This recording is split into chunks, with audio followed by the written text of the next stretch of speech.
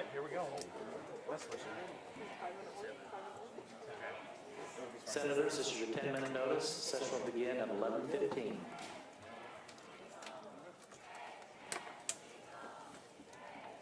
Others just get it out the way. Just forward. Just really argue with big people. Then she got it.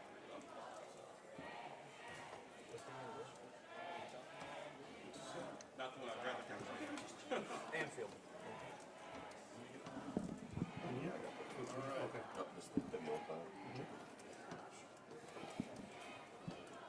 So I did find a picture this morning of marijuana from I visited like 6 years ago in Central Washington. This was a big giant bag of legal marijuana. Well, I remember that. I really don't.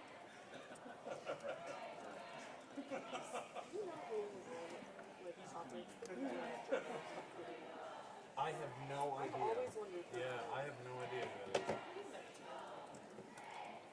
I suspect they're a former hostess.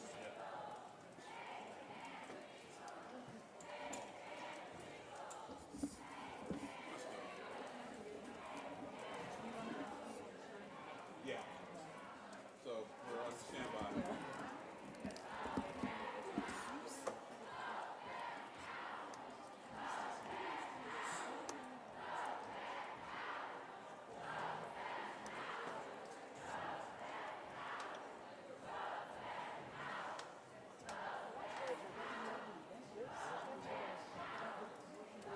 We talked about it from the 30,000 foot level. Again, we spoke about it earlier this week.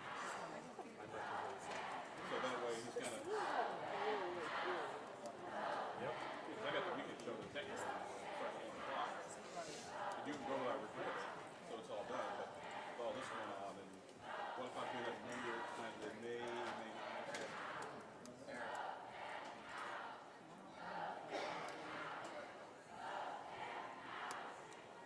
I don't think it's rolled, but it's not.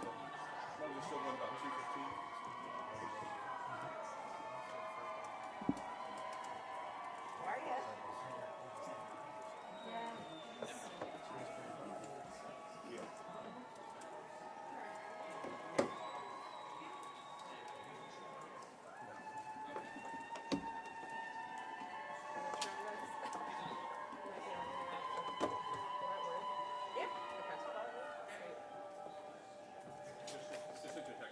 Chance, maybe put this at your feet. Okay. Thank you so much.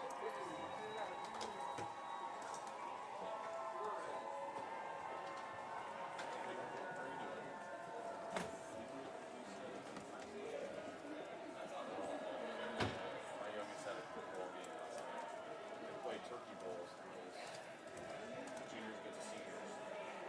Ended at a tie. They even had a kick. They had a football kicking contest for the winner. Juniors unfortunately. They still let the parents do it.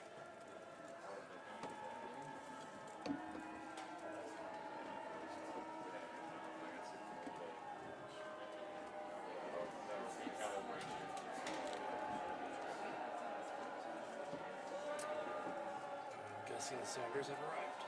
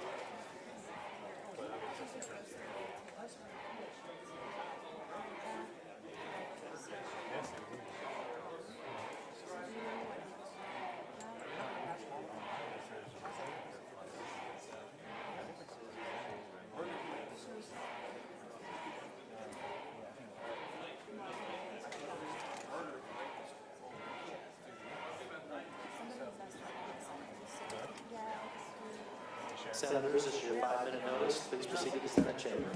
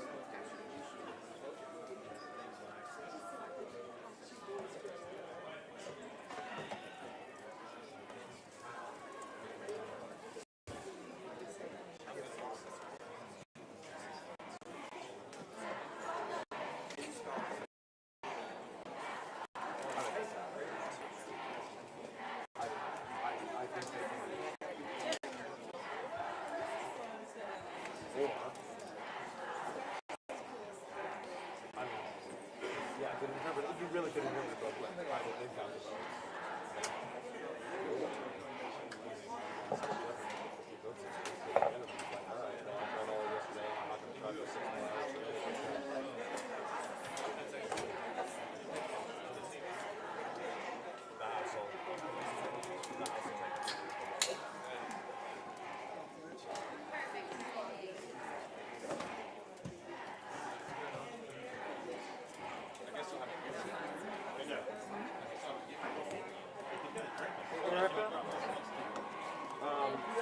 Based on the conversation we had yesterday, Chip Clifford is from Lawrenceburg.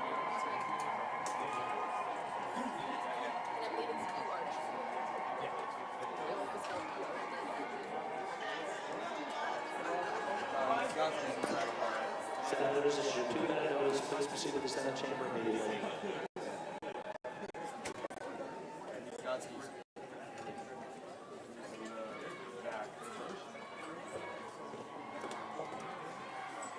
Hey, Molly.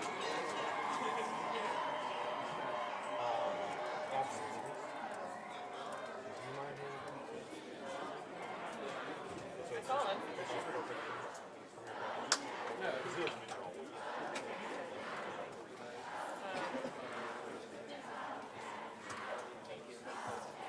But you'll see. We'll see. Yeah. We'll see.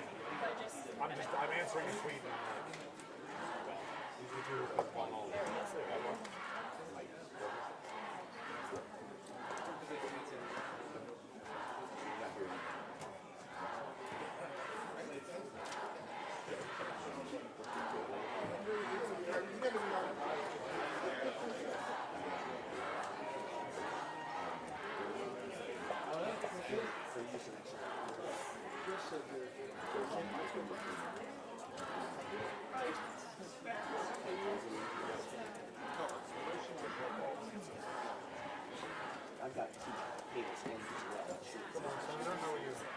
Is it this one? Get a copy of my speech right after I get it. Meredith. Is it this one? As well as my poll from my district. It's this one here. So this. It's this one. Okay. Yeah, copies for all of you. Yeah, it's on mic. It's on mic. Maybe try turning it up on the wheel. I mean, all the settings are right. Right.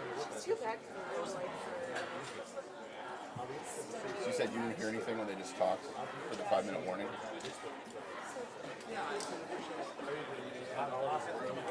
I'm getting she's. I don't know if she just missed it, but she should. I mean, I'm not getting anything right now. I'm not getting it. I wasn't here when they were doing it. I got the mic check. I got the warning.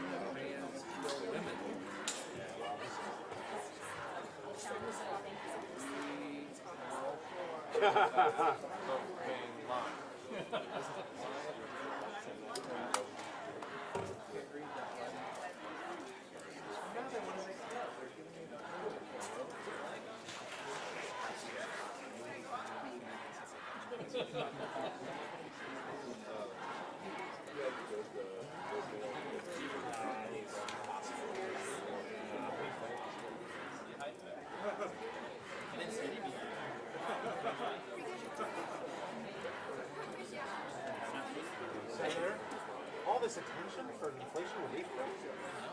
One that we don't even want to do, right? Right. Are you guys doing that first? Or are you I gonna think wait we're until going to order.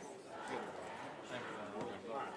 I mean, I would guess there's not a ton of discussion of free. I mean, I gotta be honest, I don't know why anybody voted against it, unless they just didn't get something in there they wanted. Yeah, that's what I mean, everybody benefits from now. Are you guys, where are you at with the house on that?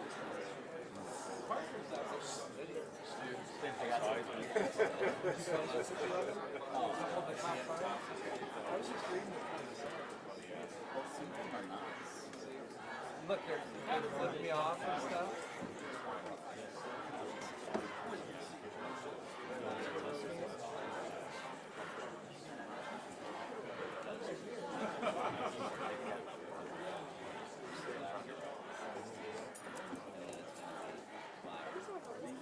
Yes, yeah. He's been easy to talk to and too. He seems like he understands that. Which you gotta give anyone in your chair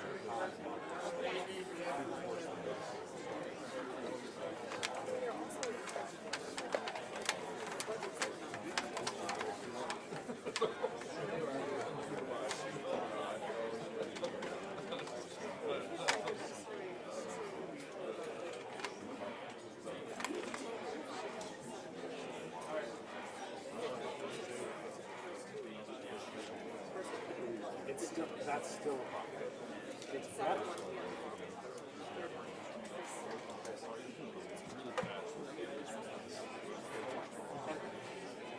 Like,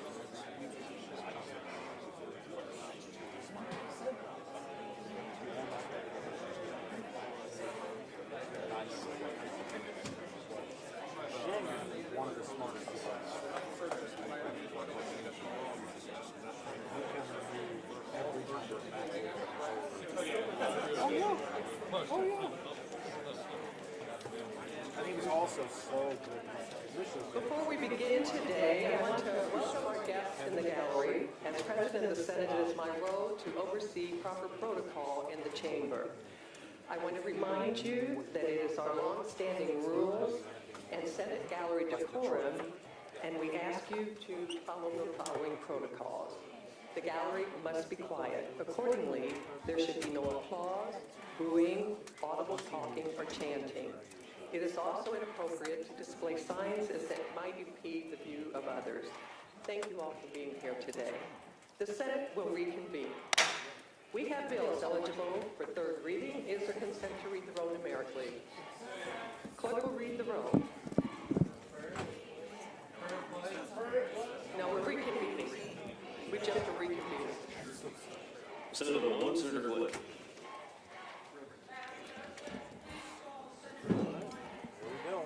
Senator Glick calls Senate Bill 1. Clerk will read. Bill ready to give it to me. Senator Glick, present the bill.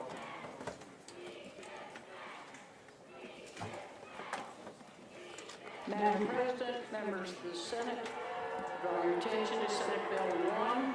We have discussed this bill ad nauseum. I know we have all had the opportunity to come to the microphone, some of us on many occasions, several occasions, over the last 3 or 4 days.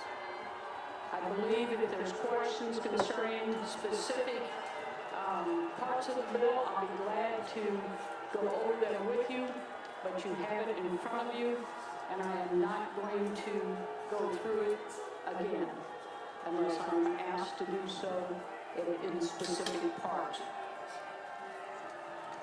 Thank you. I appreciate your support of this bill. Is there discussion? Senator Yoder. Senator Yoder, to question Senator Glick, do you yield? Senator Yoder.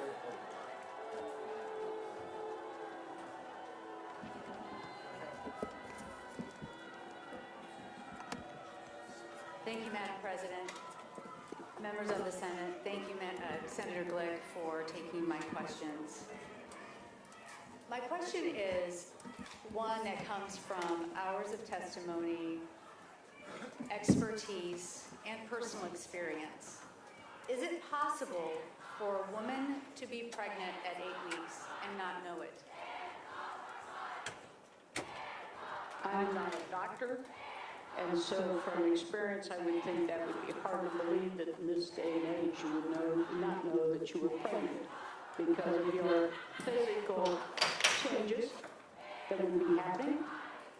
But I believe that there's provisions in the bill for consultation with medical providers to reach that, to determine that stage of development if in fact a person is pregnant. So you're saying that it isn't possible for a woman to be pregnant at 8 weeks and she not know that she's pregnant? I can't speak for every single woman on the planet. But I think that there is more availability of pregnancy tests right now than there's ever been in the history of mankind. And it's more likely an individual would have access to those determinations than ever before. That's not an answer to my question. I hear what you're saying, that there's more availability of pregnancy tests. My question is it possible for a woman to be pregnant at 8 weeks and not know she was pregnant? And yes or no? I think I read TikTok just like you do, and there's women who claim that they never knew they were pregnant until they delivered. But I can't say what they're saying is true or not true. Some people may not be aware. I'm saying the availability of tests and the physical changes would be more likely than not they would know if they were that far into the pregnancy. I do appreciate that, and I appreciate you acknowledging that, in fact, that is possible. My second question is, do we force abortion in the state of Indiana? No. That's clear. We do not force abortion in Indiana. In Senate Bill 1, are we forcing pregnancy? We are protecting life, and we're doing it to the extent possible. And as I've said throughout the time we've been considering this bill, this is a bill to make that the law in Indiana, to protect more people and more in the process than we've been doing for the last number of years since Roe v. Wade. This is a vehicle bill. This is not going to be the final resolution. I do not expect Senate Bill 1, if it passes today, to come back to us from the House of Representatives in exactly the same formula in the same way. But this is an expression of where we believe the state of Indiana is right now. And I think all of us in this chamber have made a very strong effort to make this bill better and to address many of the issues that members of the minority have brought forth, as well as members of the majority.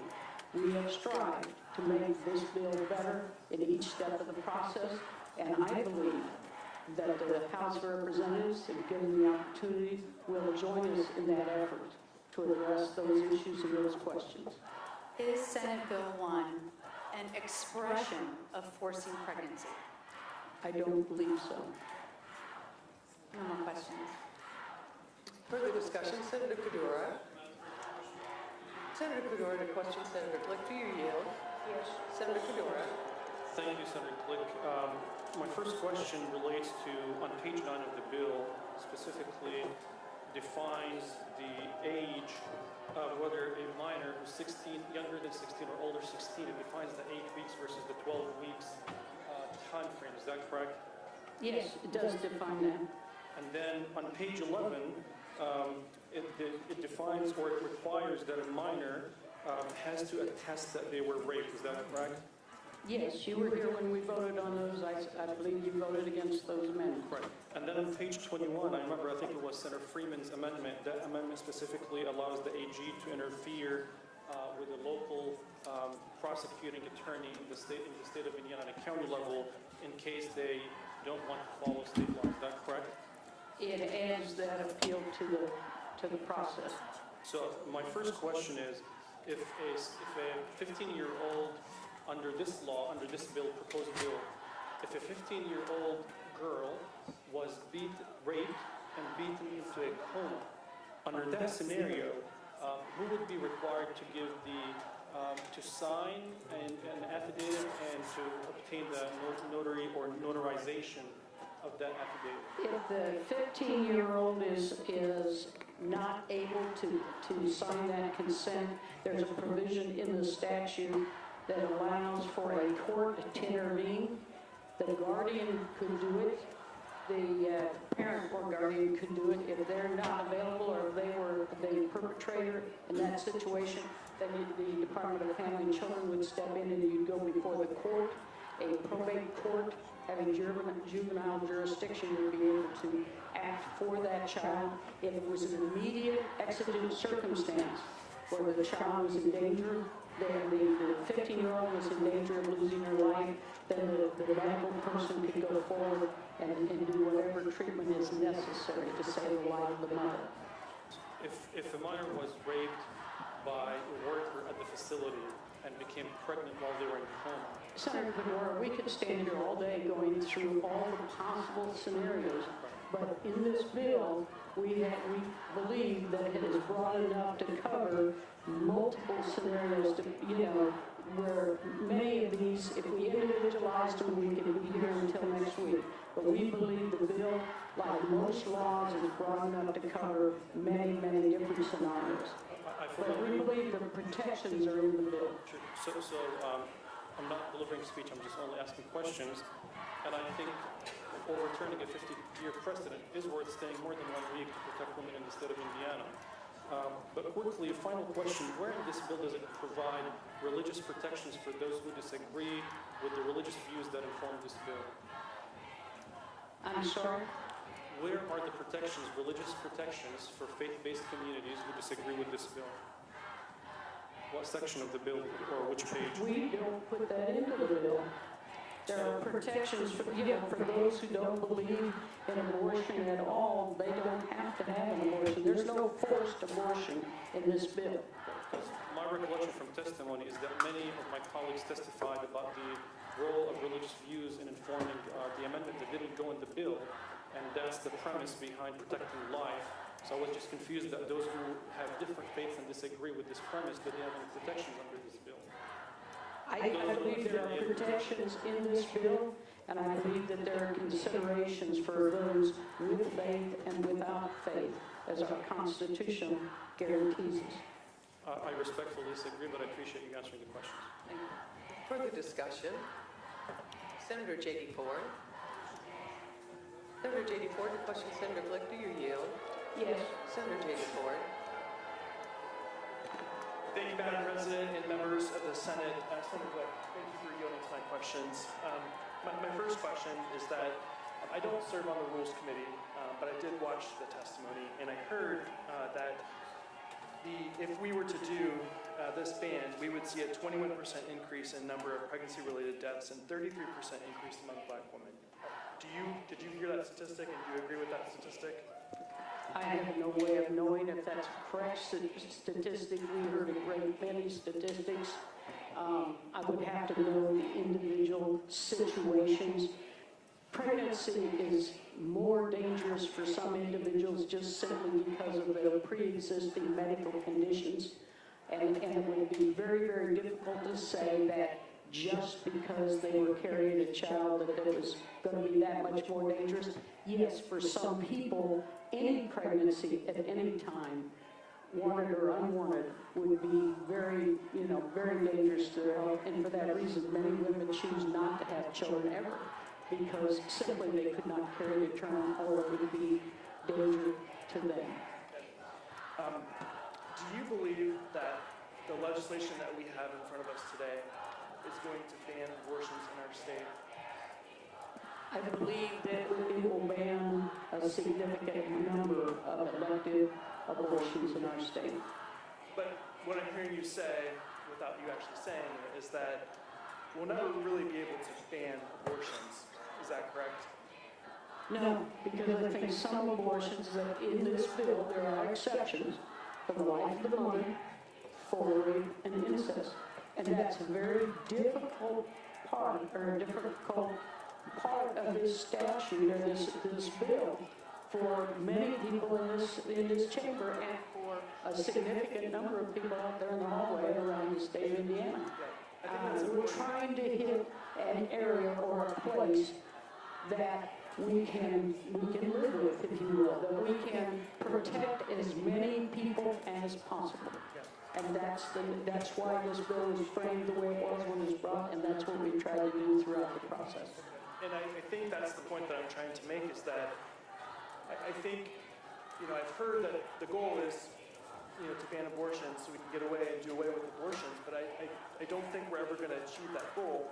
What I do think we're going to achieve is not having safe abortions. Would you agree with that? Or potentially women having to travel to other states to receive an abortion. I think the attempt was made, or the intent, if you will, of the legislation is to make sure these abortions, if they have to occur, that they will occur in hospitals and ambulatory surgical centers, and there's provision in there for doctors to be present, and if the fetus is 20 weeks or more, to protect the baby and the mother as best as possible. I think what we're trying to do is protect everyone in the course of this, this whole procedure. That's the intent of the legislation, yes. Do you believe that we are forcing women to undertake risks and outcomes against their will with this legislation? No. Okay.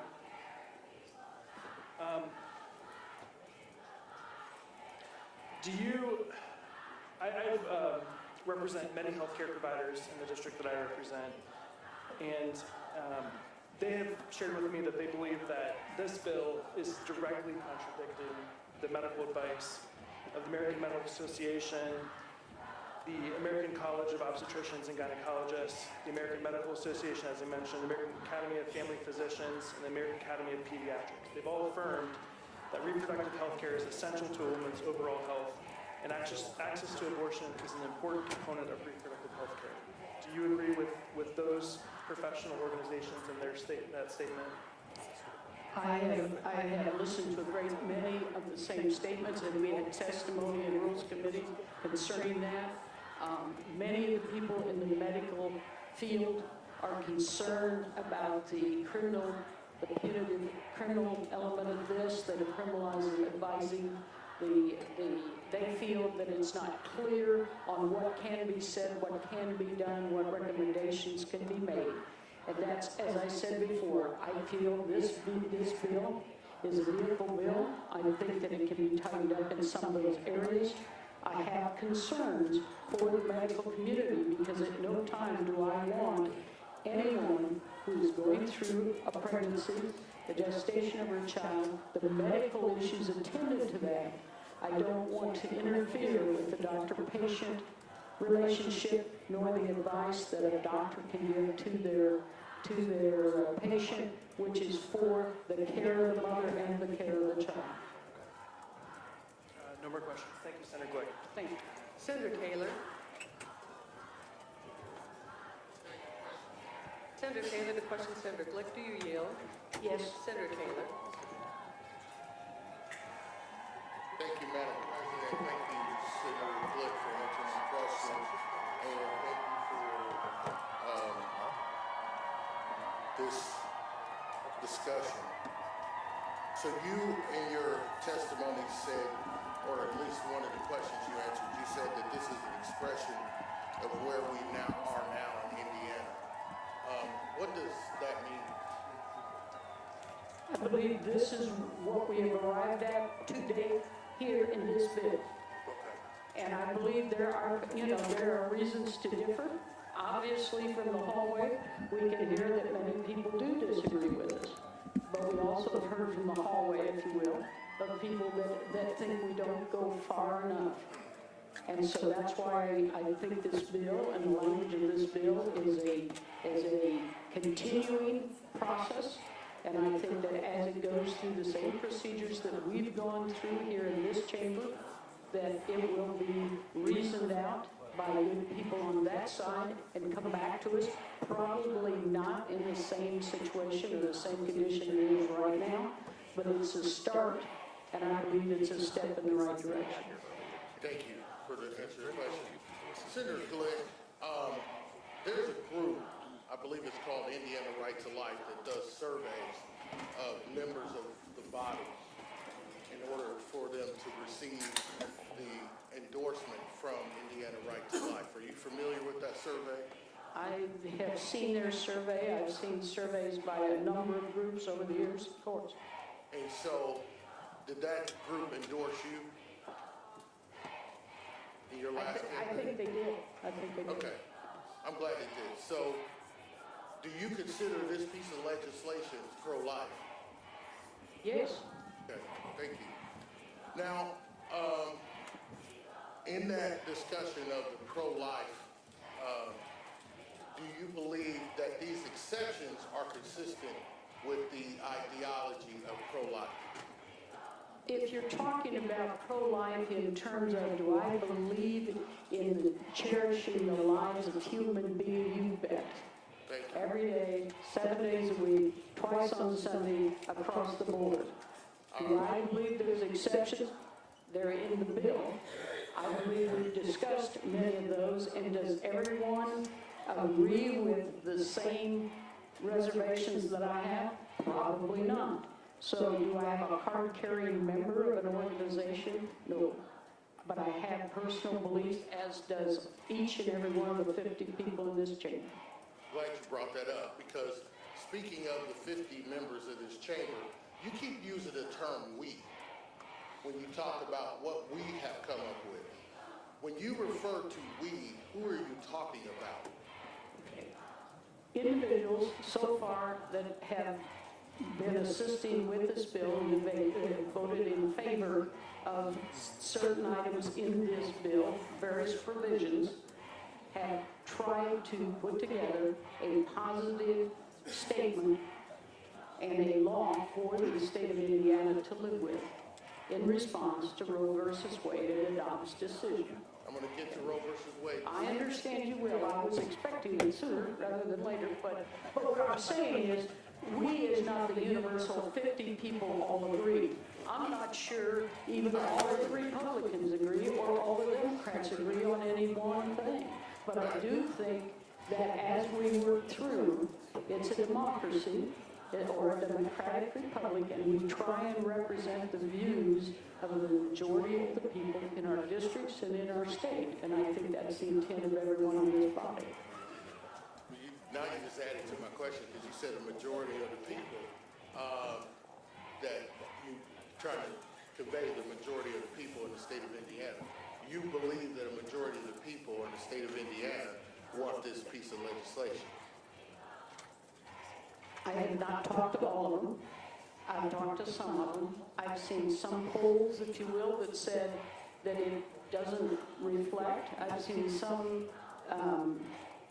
polling that says that they want broader exceptions. Some don't want any limitations at all. It depends on who you ask and how you ask the questions. And so I think we can differ on the result reached based on the questions that are being asked. Okay.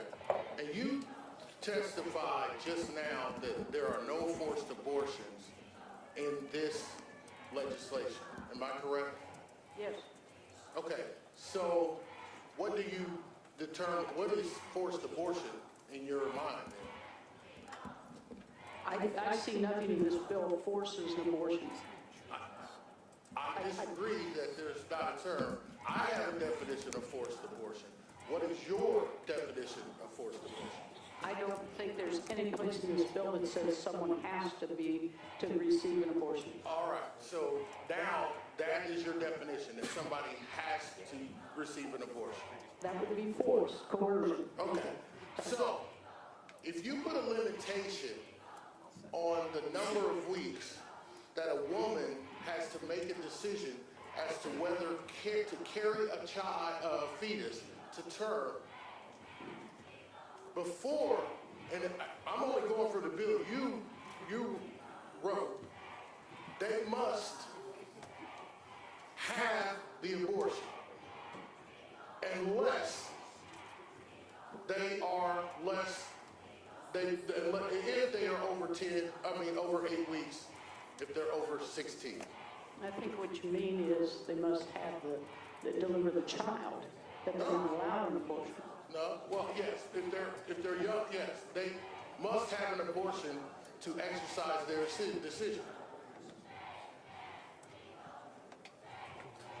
You're saying they're compelled to do it within the time frame that they're going to have one. And Is it's that a what you're shall. saying? It's a shall, right? They must have an However, abortion.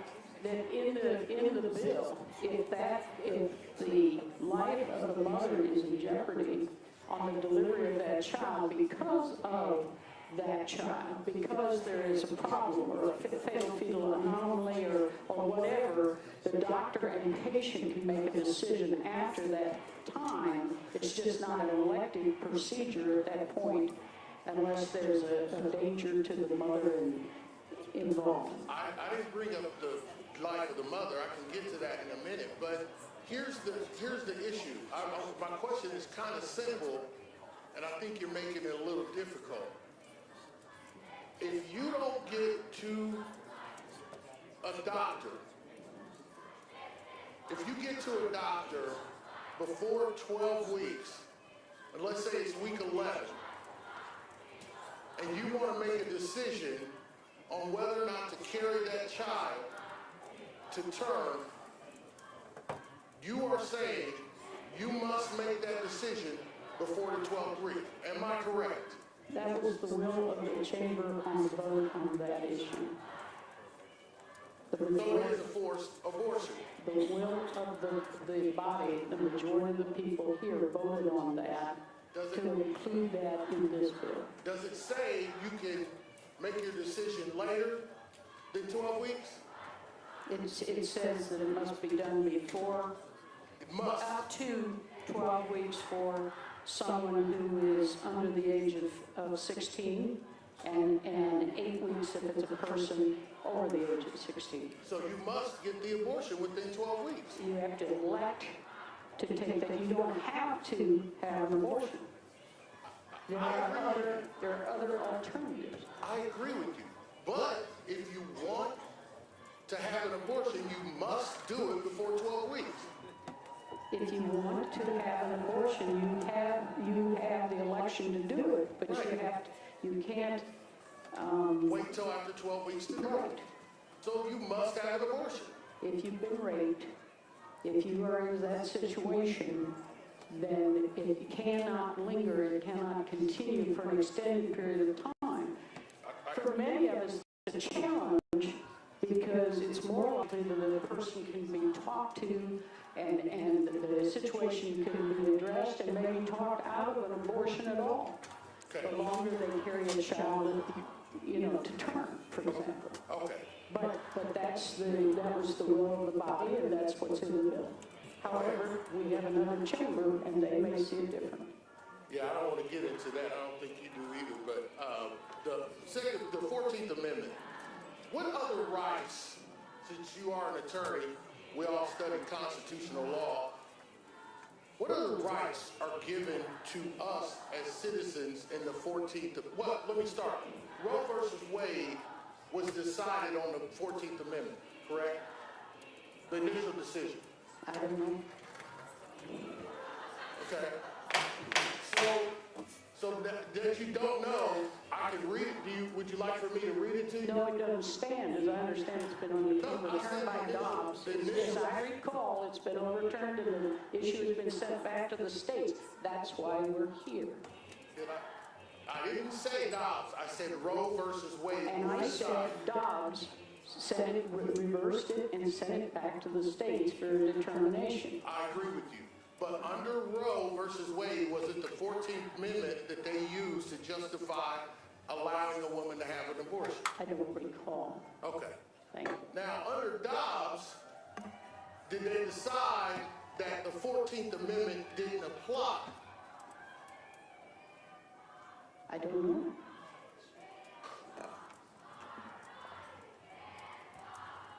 So under Dobbs, under the decision of Dobbs, was there any other consideration or anything in the opinion of the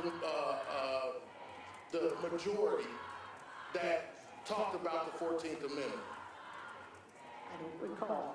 Do you remember a concurring opinion by Justice Thomas in this case. I remember he issued a concurring opinion. And what did his concurring opinion say about the 14th Amendment? I don't know. Did he question whether or not the court should also look at other decisions, for example, by the courts to allow same-sex marriages? All the justices have a right to file a concurring opinion, but the majority opinion is the one that holds, and I pay more attention to the majority opinion. He was in the majority opinion, Senator Glick. So the majority opinion, did it not, these are simple questions, did it not, in black and white, say that we should consider other 14th Amendment rights? I think he did. Okay.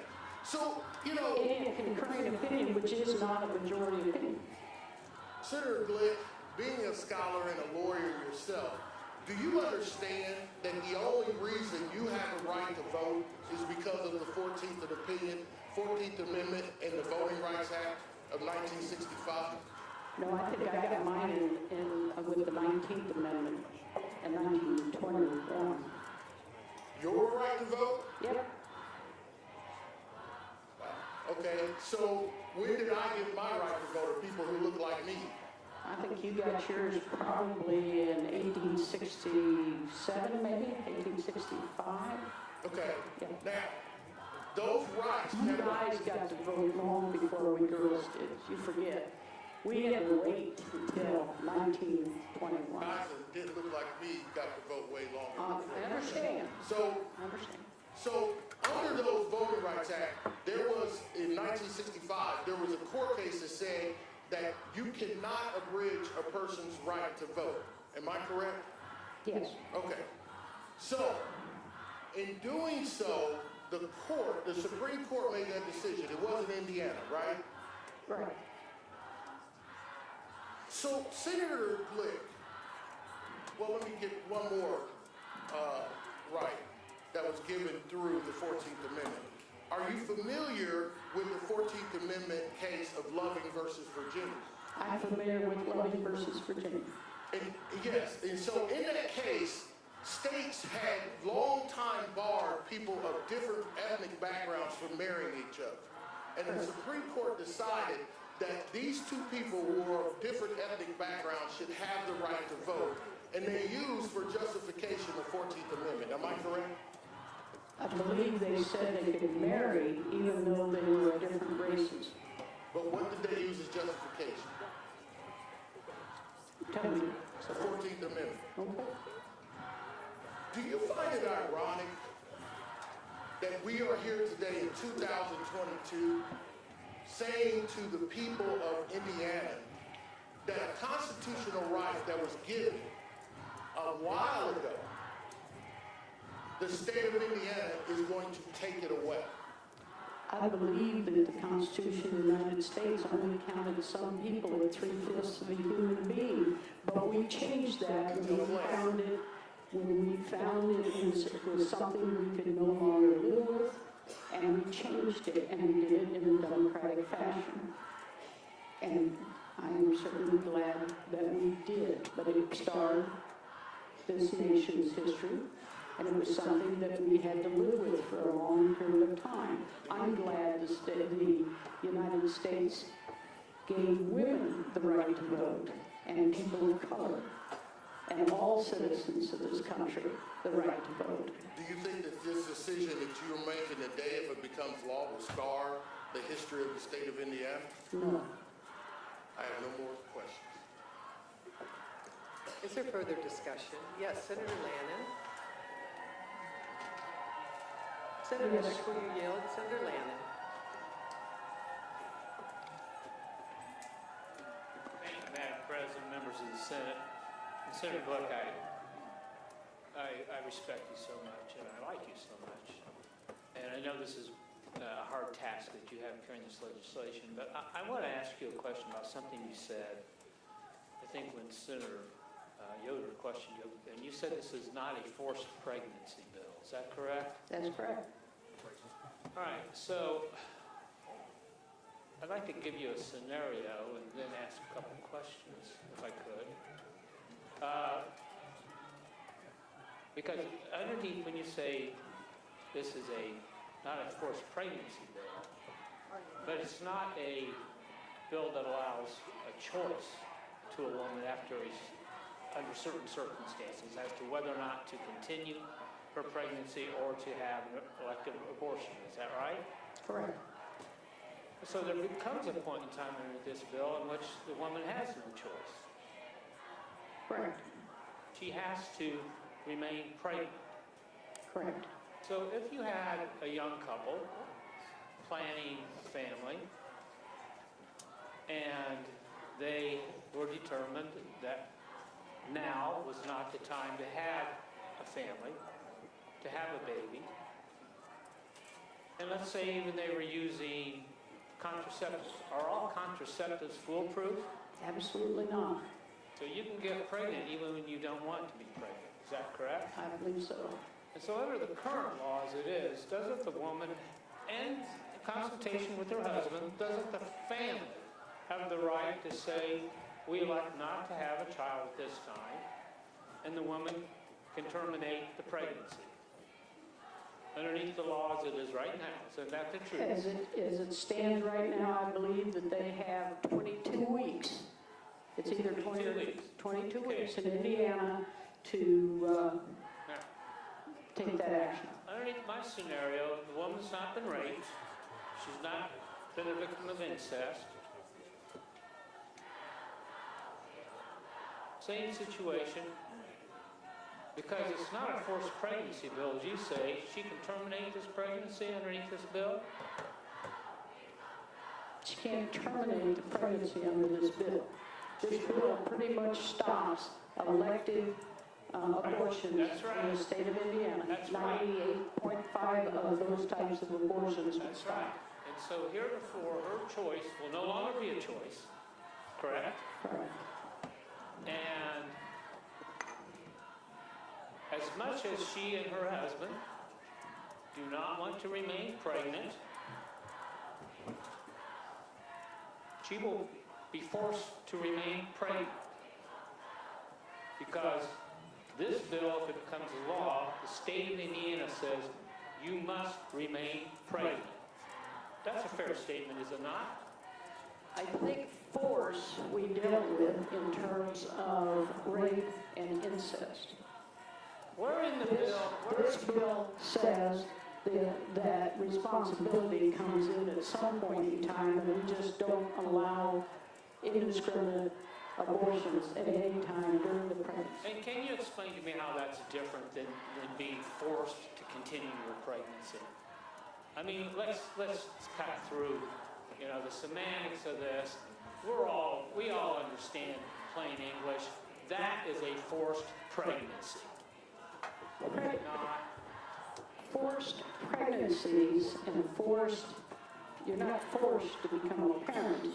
You're not forced to raise that child to adulthood. Are you forced to remain? But you can step away from those parenting responsibilities. I understand. But there becomes a part in the process where that child is protected by society. I'm not asking you about remaining a parent. I'm asking you about remaining pregnant, because you testified, you said this was not a forced pregnancy bill. And I am here to tell you that it is a forced pregnancy bill, and I'd like for you to tell me, if you would please, Senator Glick, where in the bill is the mechanism or the option underneath the scenario that I gave to you that the woman does not have to remain pregnant? I think under the bill, as the bill stands today, she has to stay pregnant. So, and that, you would disagree with me, I suppose, but wouldn't you also say that most people would summarize under that circumstance, this is a forced pregnancy? It was not a forced conception. We dealt with that. It was responsibility has to come in at some point in time. And the state the society has to step in at some point in time. But underneath this bill, isn't it true, under the scenario that I laid out here, the woman is forced to remain pregnant? But she is not forced to be a parent. Thank you. I'll take that as a yes. Thank you. Further discussion? Senator Melton. Senator Melton, the question, Senator Glick, do you yield? Senator Melton. Thank you, Senator Glick. Just a few questions as well. Listening to some of the questions that my colleagues are asking, just curious in terms of the process. You talk about the process that is when the bill comes back from the House. And this is just a vehicle, is that correct? I believe it is the framework of the bill, and this is the outline that we wish to, the people who advance the bill. This is the vehicle we have chosen, and I believe it will change and be modified as it goes through the process, as it has in the Senate. Are you 100% satisfied where it is right now? Not particularly, but I can live with everything in the bill. Yeah. Okay. So if it comes back from the House, what are some of your non-negotiables, in your opinion, as the author of the bill? I have to see what their alternatives might be. Is there any scenario that you can think of that they may input in there that you will be totally against? I can't open up abortion on demand. I'm sorry, that's not negotiable. On demand? Walking in and saying I want an abortion for any reason at any point during the pregnancy. That's not where I personally am. And if that's in the bill, I probably would carry it. Okay, that kind of leads to my next question. In your response to Senator Taylor, you use the word belief a lot, and your personal belief. What shaped your personal belief in this scenario? What scenario? In this bill, for this bill, as the author, what shaped your personal belief that helped you craft this language? Oh, I'm an old lady, and I have a lot of reasons for believing the way I do, Senator. We don't have time, nor do I have the inclination to go through all the reasons I make some of the silliest decisions in my life. In this one, I have very strong beliefs. And that's one you asked me what is non-negotiable, that's non-negotiable. So would you say that one person's personal experience shouldn't dictate how an entire state should operate? I think that the collective will of the Senate and the House, the legislature, with the override of the governor, I think will say how we feel. And if it's not, we'll come back in January, and we'll do it again, and the January after that, and the January after that. It was not set in stone with Roe v. Wade. It is not going to be set in stone with Senate Bill 1. Thank you for that.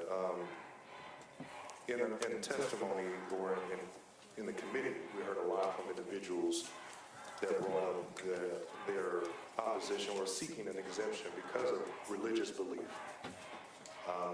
And I offered an amendment specifically on exempting religious religion. What's your thought on that? Because I know that you did not accept that amendment. What was your opposition on that? I believe that religious exemptions can be a sliding scale. And when you get into those kind of exceptions, and it's hard to determine what is a sincere religious belief, and I'm not the person to make that decision. But religious leaders can, in terms I of... believe that's between the Almighty, be that God or Allah or whatever spiritual being you believe in or disbelieve in. That's between the individual and that person, not me. But the law, this bill could potentially become law and infringe upon their religious belief. This bill protects society as we know it and people in need to the best we can. And that's the intent of this bill, and it may be an imperfect bill, and I will grant you that. But we are trying to do what we can based on the information we have before us. Thank you. And so in closing, just in a hypothetical, if you have a constituent that says that I practice a specific religion and this infringes upon that, what could potentially be your response to them because it denies them their choice and their freedom to make a decision about their body? If they fit within the parameters of this bill, they can take the action that they choose. But if they don't, then they'll not be allowed to have an abortion legally in the state of Indiana. And that's, you'll just leave it cut and dry with the constituent on. As it stands, yes. All right, thank you. Further discussion? Yes, Senator Breaux. Senator Breaux is recognized to speak on the bill.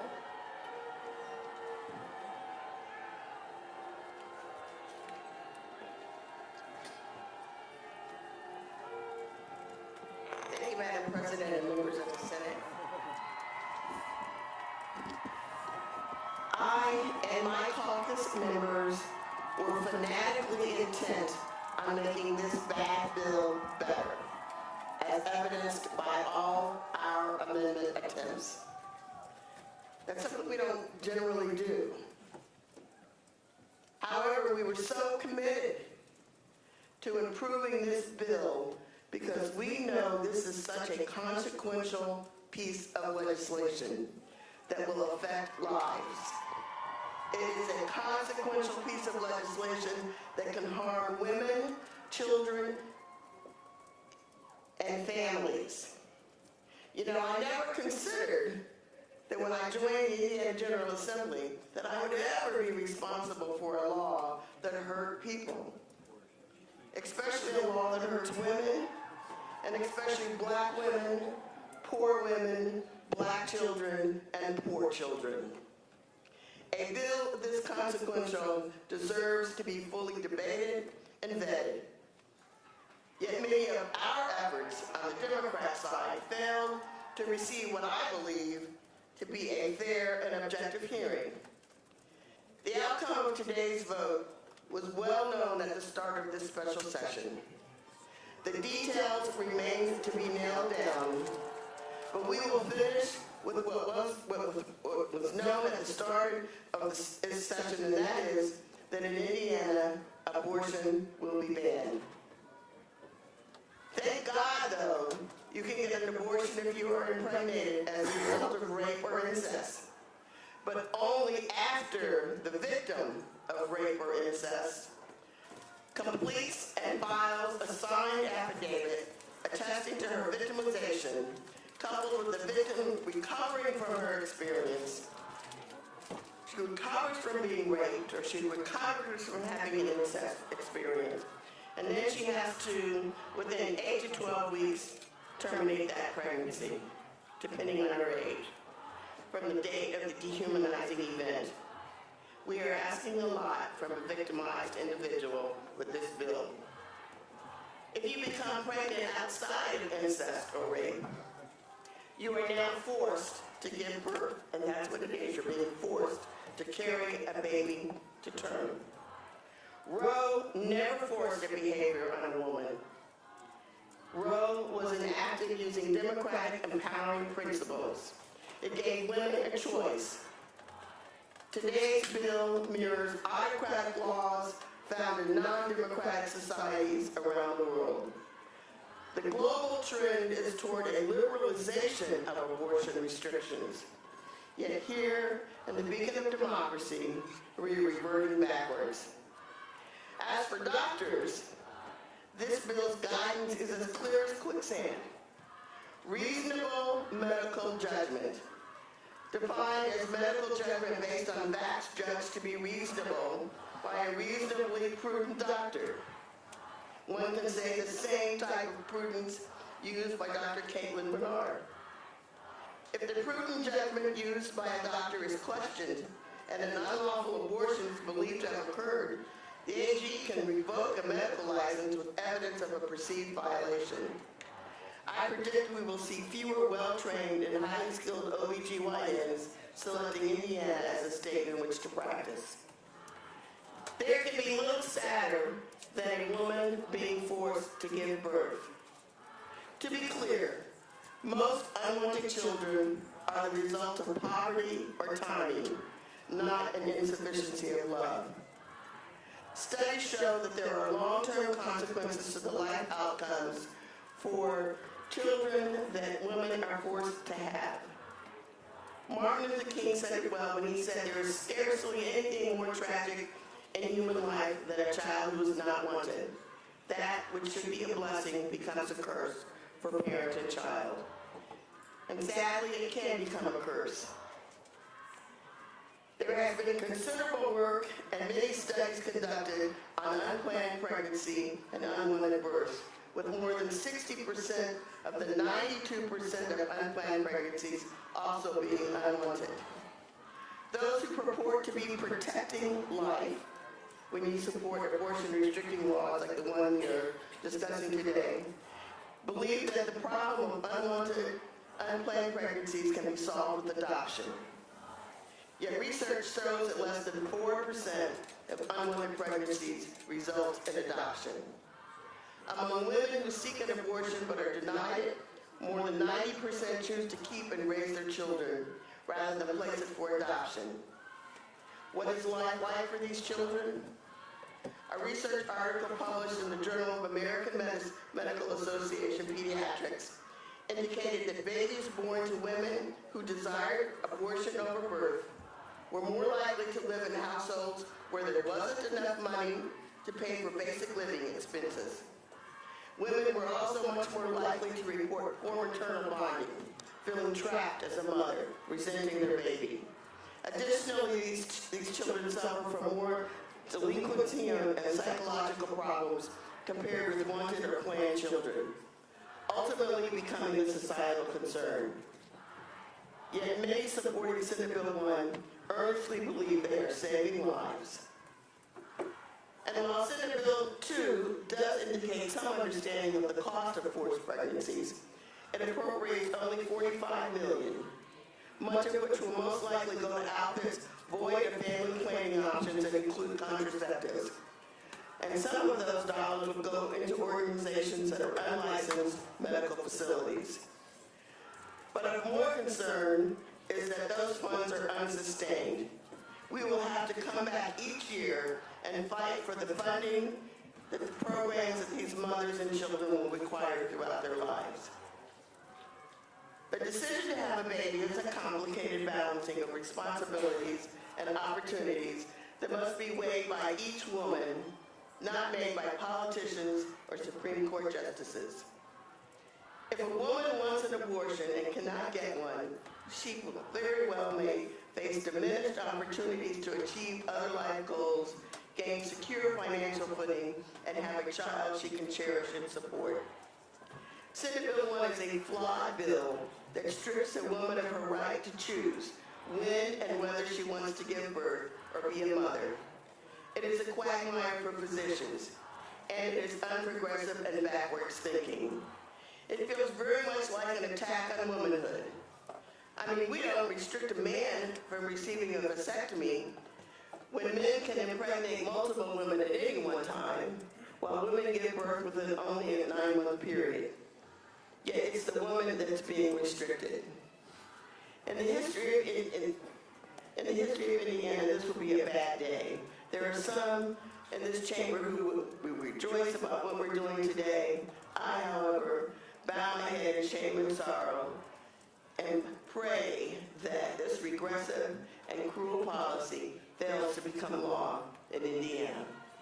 Thank you. Further discussion, Senator Young. Senator Young is recognized to speak on the bill.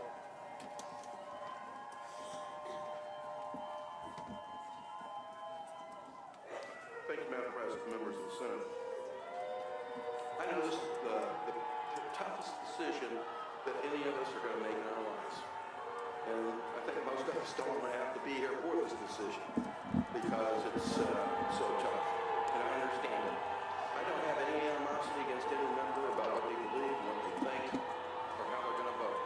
As I see it, this is all our individual rights based upon what we believe is the right thing to do based on our conscience. And what other things do we use to make those decisions? So no matter the vote today, while I could be upset, I don't have any bad feelings towards anybody in this room as they do. I just want people to know, at least for the record, that when I vote today, I'm voting no. Not because I agree with the other side, but just because I have problems with this bill the way it's presented. I want to make sure that is clear. I'll just mention a couple of things that I have concerns with. And if the bill passes today, which I believe that it will, otherwise, as Senator Taylor said yesterday, the bill wouldn't be up here if they didn't have the votes for it. So I'm resigned to that fact, and that's the way the process goes. I'm part of the process, so I accept that process. I do have, if we're going to fix the bill over in the House, I do have concerns with the language on irremediable medical condition, only because that language is most often used for euthanasia and assisted suicide. It's also language that's very broad that allows this to be for almost any reason, and also there's no time limit. So someone may have a condition that will affect their life and end it prematurely. But there's one little girl, as I did my research, who would have met this definition, and she's still alive today, and she's 10 years old. And I think we need to think through that kind of stuff if that's what we want to do. I do have an issue with the doctor using an affidavit from somebody who's not a medical person for medical purposes. That just makes no sense. I don't know why they would want to do that. And it's just a concern I have. On Section 12, that was Section 7. The other first one was Section 2. Section 12, the doctor does not have to tell the woman that her life is in danger. If he believes it's in danger, according to the language within the bill, he can perform the abortion if he believes her life is in danger. It doesn't say for a medical emergency. It doesn't say that at all. But the part about it that gets me concerned, he's not even required in here to tell the woman her life is in danger. She may never know or know the reasons why. I just think it's important when a person makes the most important decision in their life, they want to know if their life is in danger and what are the reasons why they're in danger. They should at least have knowledge, and hopefully they take care of that in the House as well. On the coerced abortion, I was waiting for some information. Here's what my concern is. I know the answer was we don't coerce anybody, but because of the way the law is set up, and I'll try to be brief on this, the doctor is, it's illegal to do a coerced abortion in the state of Indiana. However, for an unlawful abortion, it tells which kind of abortions you can't do. Left out of the definition is coerced abortions. They're not in that definition. And if you look at the section in the law that gives the doctor immunity, and that's in 1634-27, it appears, by the way it's written, the doctor would have immunity from the coerced abortion. Now, I know that there's reporting that has to be done, and we might be able to get them on the reporting, and it's supposed to be done, as I understand it, 24 hours ahead of time for an investigation. But whether the doctor does it or not, I don't know how the immunity plays into it. I did check with LSA. It's not in the other section, but I've talked to other people who have medical knowledge that there may be a way that they would be in trouble if they did do it because they didn't have it reported 24 hours. All I'm asking is to look at that language and make sure that we have that language correct. Because the defenses come in Section 24. In 1634-21, that's the unlawful abortion section. It's not in there. So I'm just asking for people to look at that language and make sure it's clear. And by happenstance, we don't allow a coerced abortion to take place. And so with that, I'll just end. No matter what happens today, everybody's still my friend, whether they're with me or they're not with me, because that's your right. Not only as a member of the Senate, but also as a citizen of Indiana. And I'm going to respect each and every one of you for the most important decision that we will ever make in our lives. And with that, I say God bless the state of Indiana and its citizens. Thank you. Further discussion? Senator Lannon. Senator Lannon is recognized to speak on the bill. Thank you, Madam President, members of the Senate. I appreciate Senator Bro's comments and her quoting Martin Luther King Jr. And I'm not going to quote Washington or Jefferson or Lincoln or anybody. I'm going to quote Dave Mason. Probably don't know who Dave Mason is. He's an English rock and roll guitarist. He was with Traffic. He wrote Feeling All Right. And back in the 70s, he had a song that was, I think it was his best song he had on the charts. It was called We Just Disagree. You might remember the refrain, but don't worry, I'm not going to sing it. But it went, you know, there are no good guys, there are no bad guys, there's just you and I, and we just disagree. And I really think that's where we're at. And that's why, and I talked about this the other day, I think when I presented one of the amendments, that's why I think choice is better. Because it is respectful of everybody's opinion on so many things that we are never going to disagree or agree upon, I should say. And, you know, there are no good guys or no bad guys, we just disagree. But we're respectful of each other's opinion.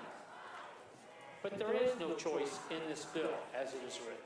Choice is taken out of the equation. That is one thing which is very, very clear. Now, I do have to voice some concern over the process, too.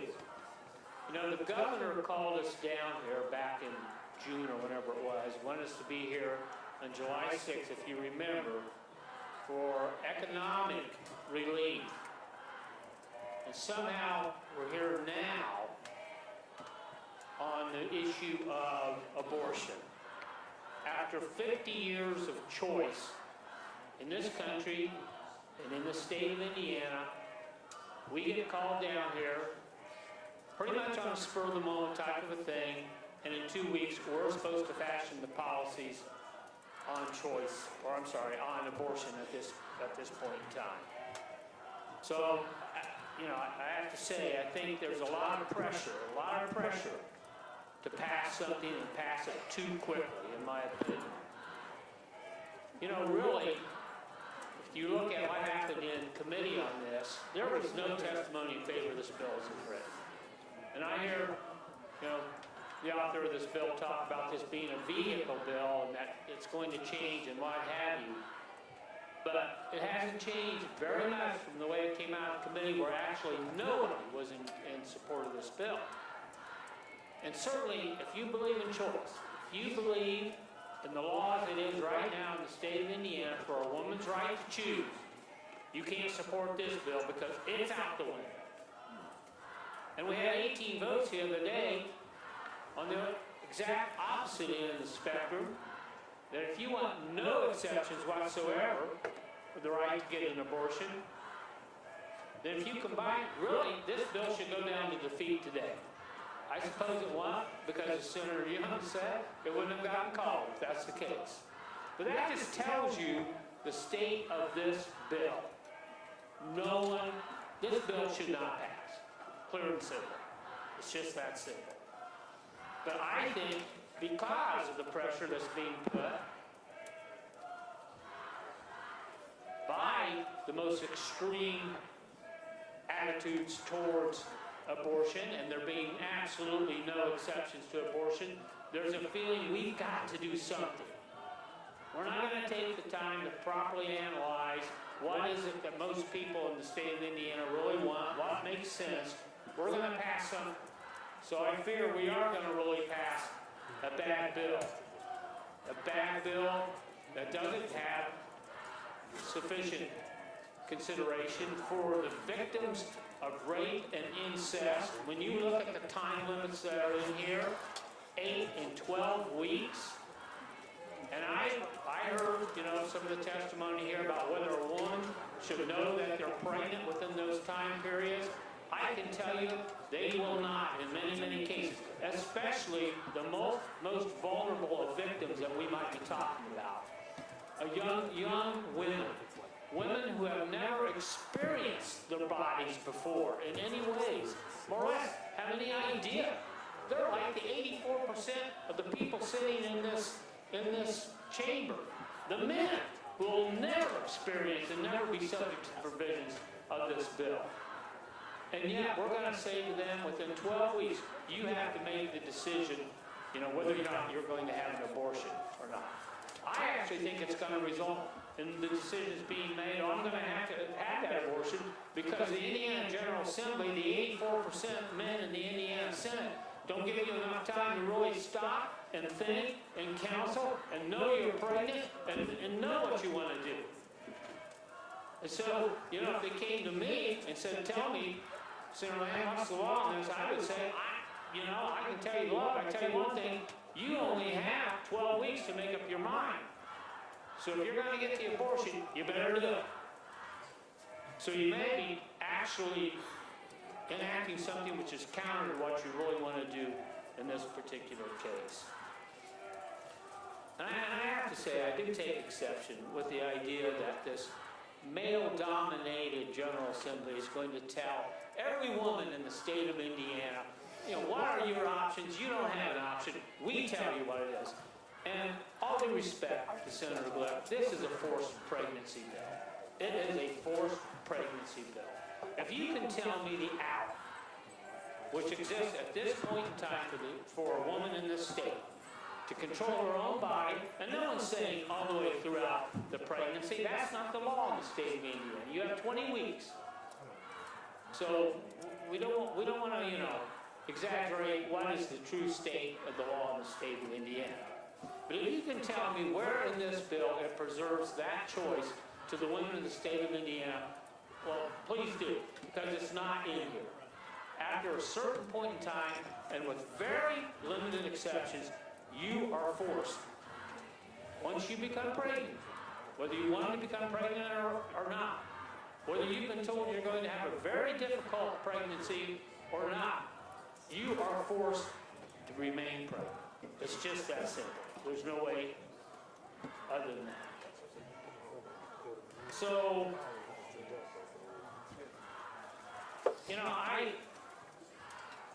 there's the old saying that you can't turn back the hands of time, but unfortunately, I think in this bill, that's exactly what we're doing.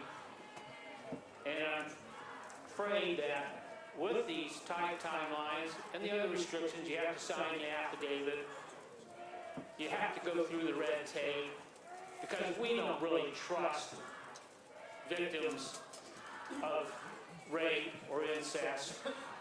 You have to sign on the dotted line, do it right, do it on time. With those type of restrictions in this bill, I think that we are going to be turning back the hands of time. We're going to be unfortunately seeing things like back alley abortions, dangerous type of proceedings. We're going to also be seeing something else which results when you enact strict type of abortions like this, and it's inequity. We all know how this is going to play out. Those who have the means to go to another state, pay for the abortion, will have the abortion, and the poor will be subject to the mandates of this bill. And I guess, finally, I'd just like to say, do you think that we are ready? In my opinion, you know what this is? This is a papa state. This is the government, the male-dominated government of the state of Indiana, saying to the women of this state, you lose your choice. We told you, papa state, big state government's going to tell you what you will do with your body. And I don't think we're ready for that. I know we're passing some wraparound services and all that, but I'm going to quote very briefly from some testimony that I heard in Rules. I thought it was very powerful about a woman, and she highlighted the inequity of the existence of health care in the state and what will be the inequity going forward. She, with a very difficult pregnancy, was able to get the health care that she needed. She was someone who was familiar with the system, had insurance, had the health providers. But she also said this, However, this is all too often the exception, not the norm here in Indiana. In Indiana, we have only one critical care OB unit in the entire state. What about all the women who don't have access to health insurance, given the poverty across the state? What about the countless black and brown women whose lives are lost during childbirth at a disproportionate rate? We have the third highest maternal mortality rate in the country. That's how much we care about life here in Indiana. That's how much we care about the lives of women who are choosing to be mothers, who want to be mothers, and who are already mothers to their children. They are losing their lives. We care about life so much in Indiana that in 33 out of 92 counties, they don't even have access to an OB/GYN. That's how much we care about life. Because the state has chosen to continually build its budget surplus at the expense of citizens' basic needs, this is this. Not only will this proposed legislation not reduce the number of unplanned pregnancies, as it has addressed none of the root causes of the issue, but consequently, it will increase already detrimental maternal mortality rates and high-risk pregnancies, and further discourage the learning of life-saving expertise, create further economic disparities between our counties, cause talent to leave our state, and deter new talent and businesses from choosing Indiana, and make the state even harder to serve, let alone govern. So, I'm just going to leave you with this thought and this idea. And that is, we should scrap this bill. This bill is not ready to go anywhere, and it's not going to get better on the other side of this bill. I'm convinced of that. So if you believe in the right to choose is reserved to the individual, you know, this is something that I don't hear much from my fellow legislators here, and many of them who profess to be very conservative. You know, what about the right of individual liberty that we value so much? What about the right to be free from governmental interference into what is probably the most consequential, important decision that a person can make? We haven't really heard much justification about that from the other side. But if you believe in the right to choose is a right reserved to the individual, to an individual woman whose health is and the future of whom is at stake, if you believe that such a choice should include whether to elect without big state government overreach to have an option, whether it's to terminate the pregnancy or not, which has been legal for the past half-decade, then I ask you to defeat this bill. Thank you, Madam President. Further discussion, Senator J.D. Ford. Senator J.D. Ford is recognized to speak on the bill.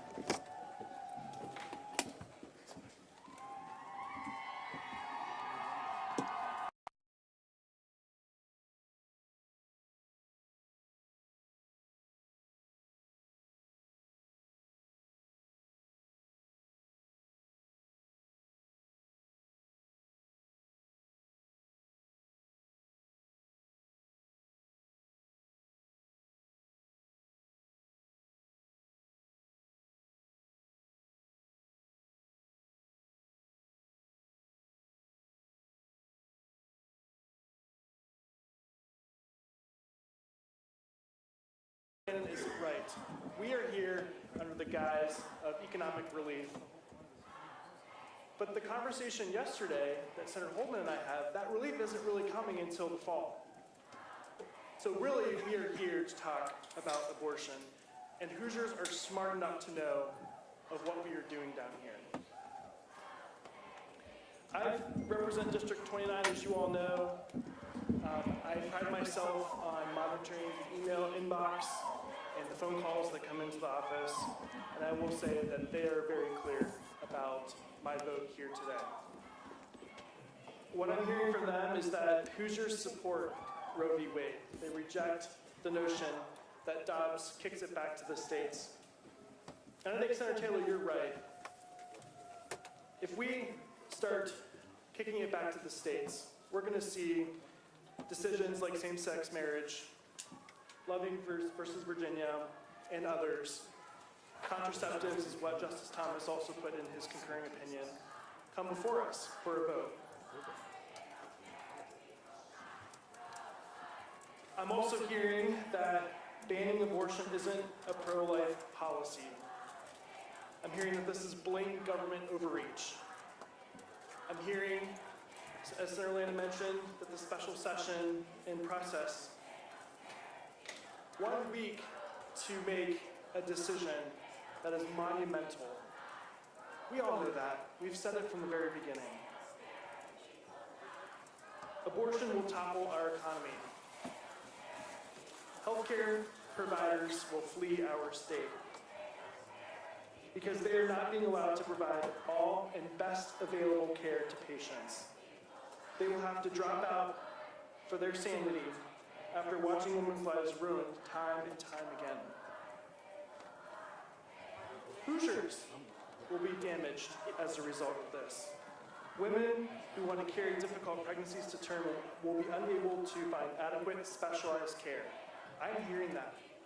In my district, as I mentioned before, I have many healthcare providers, and they are nervous, and they are scared, and they are looking to leave our state. We've got to enact pro-life policies, and we rejected a lot of those this week. We need to expand Medicaid coverage. We need to give more money in DCS. We need to put more money into the safe haven baby boxes. We need to invest in education, Senator Cordero. You had an amendment that would have done that. We need to invest in healthcare options and childcare options. Those are the amendments that we've put forward this week.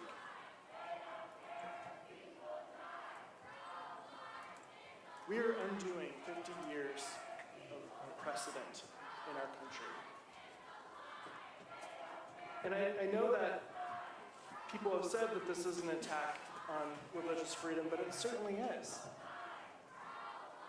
Rabbi Spiegel, who testified before this legislature this week, was very eloquent in his words. And the Jewish folks that I represent in my district have reached out to me very concerned.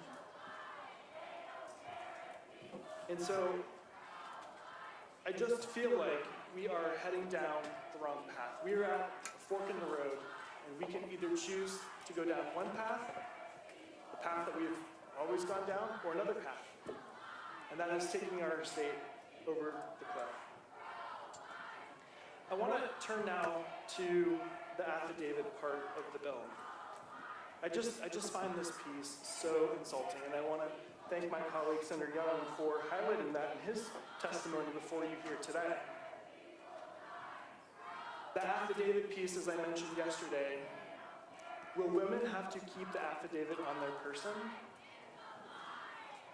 Will they be required to print it off from the Supreme Court website?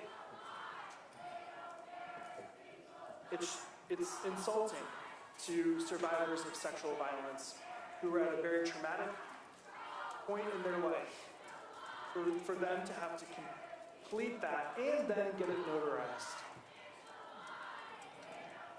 It's insulting. It's cruel. Going back to the bill again, the healthcare providers and the criminal penalties that we've put in there, this isn't going to be good for our state. This isn't going to be good for healthcare providers. They're going to be nervous about providing medical advice. But here we are inserting ourselves into the exam room. We have done that a lot since I've been here.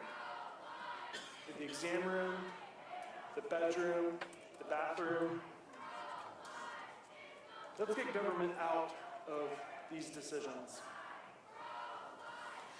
My colleague, Senator Glick, the author of the bill, mentioned that this is a framework, and I agree with that. We've seen the bill, but we've seen the bill move through the process in not a good way. It went from being filed to being worse. because of those criminal penalties that were added, and no one likes this bill. One person testified that he was, I think, being sarcastic about it. So I agree with Senator Lane. Let's just scrap it. Let's go home. No one wants to be here.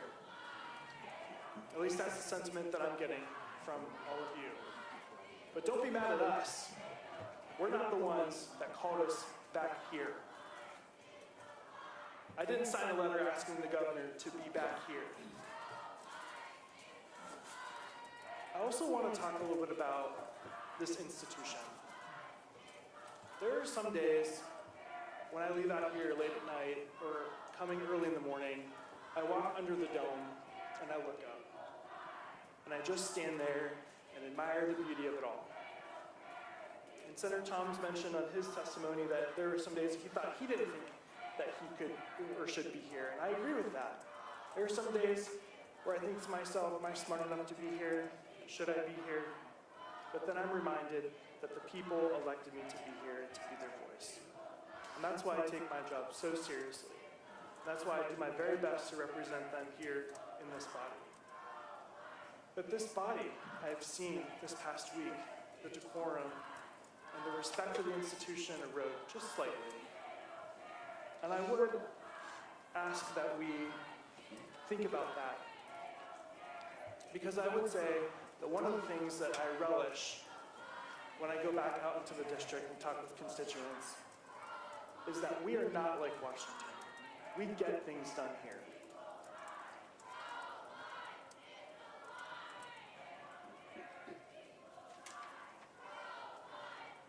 I also want to mention that young people are watching us. Young people, particularly young women, who are about to go to college, who know that in our state, as I mentioned this week, that 1 in 5 women, are assaulted on our college campuses in our state. And so they are watching to see what we do here. Other parents from other states are watching to see what we do here.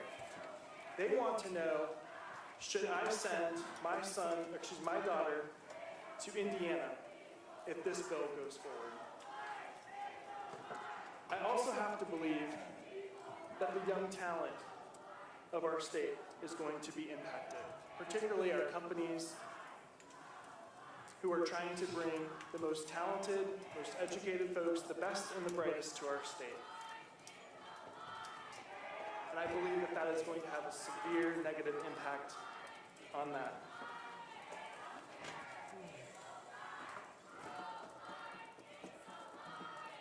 So I suppose I should also say thanks for getting those young folks involved in the process, because it is important that we have these voices, and because of that, I do want to take a moment and read some of the letters that I've received, because I want to bring my constituents. We haven't heard a lot from Hoosiers. Folks did get a chance to testify, but it was not enough. 2 days of testimony was not enough. Not enough for one of the most monumental decisions for our state to make. And so I want to bring those voices into this conversation, if I may. I'm not going to read the names of folks, but I do want to just read some of the correspondence that I've received. Dear Senator Ford, as the Indiana legislature meets for a special session beginning July 6th, I implore you and your colleagues not to introduce bills that would restrict a woman's right to obstetric health care, including the right to an elective or life-saving necessary abortion. Gynecological care is nuanced, complicated, and in some situations urgent. Healthcare decisions are best determined by patients and their medical team. Legislation restricting those decisions will most certainly increase maternal deaths, extend generational poverty, and add trauma caused by sexual assault. On the day Roe v. Wade was overturned, my youngest teenage daughter begged me to ask her pediatrician to prescribe her birth control for her. She explained that although she has no desire to become sexually active, she is terrified of being forced into a situation in which she has no control over what happens to her own body. In states where total abortion bans are enacted, young girls and women will have to choose to take unnecessary birth control medications and suffer their side effects, or else live with the fear of having to bear a child conceived of rape. Thankfully, this body kept that exception in. The life of a woman I love very much was saved by a medication-induced abortion. If her treatment had been illegal, she would have left 3 children motherless and her husband to raise them on his own. Pro-life means caring for all lives, including caring for the lives of pregnant women and their families. Some states are compromising on the abortion issue by enacting so-called heartbeat laws. 6 weeks of pregnancy, 4 weeks post-conception simply does not provide you enough time for women to take important healthcare decisions with their doctors.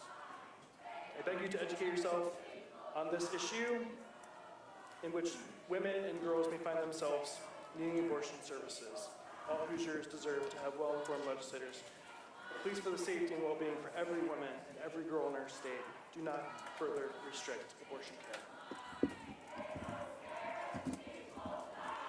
This is a letter from the Indiana section of the American College of Obstetricians and Gynecologists, the Indiana State Medical Association, the Indiana chapter of American Academy of Pediatrics, Indiana Public Health Association, the Indiana chapter of the American College of Emergency Room Physicians, Indiana Society of Anesthesiologists, Indiana Network of Genetic Counselors, National Association of Social Workers, Indiana chapter, American College of Nurse Midwives, Indiana chapter, Indiana chapter of the American Medical Women's Association. And this letter says, to Governor Holcomb and Indiana State Senators and Representatives, we, the Indiana section of the ACOG and other medical organizations, are writing to ask you to include important elections to any abortion restrictions that are enacted and to allow clinicians to engage in clinical relationships without fear of criminalization.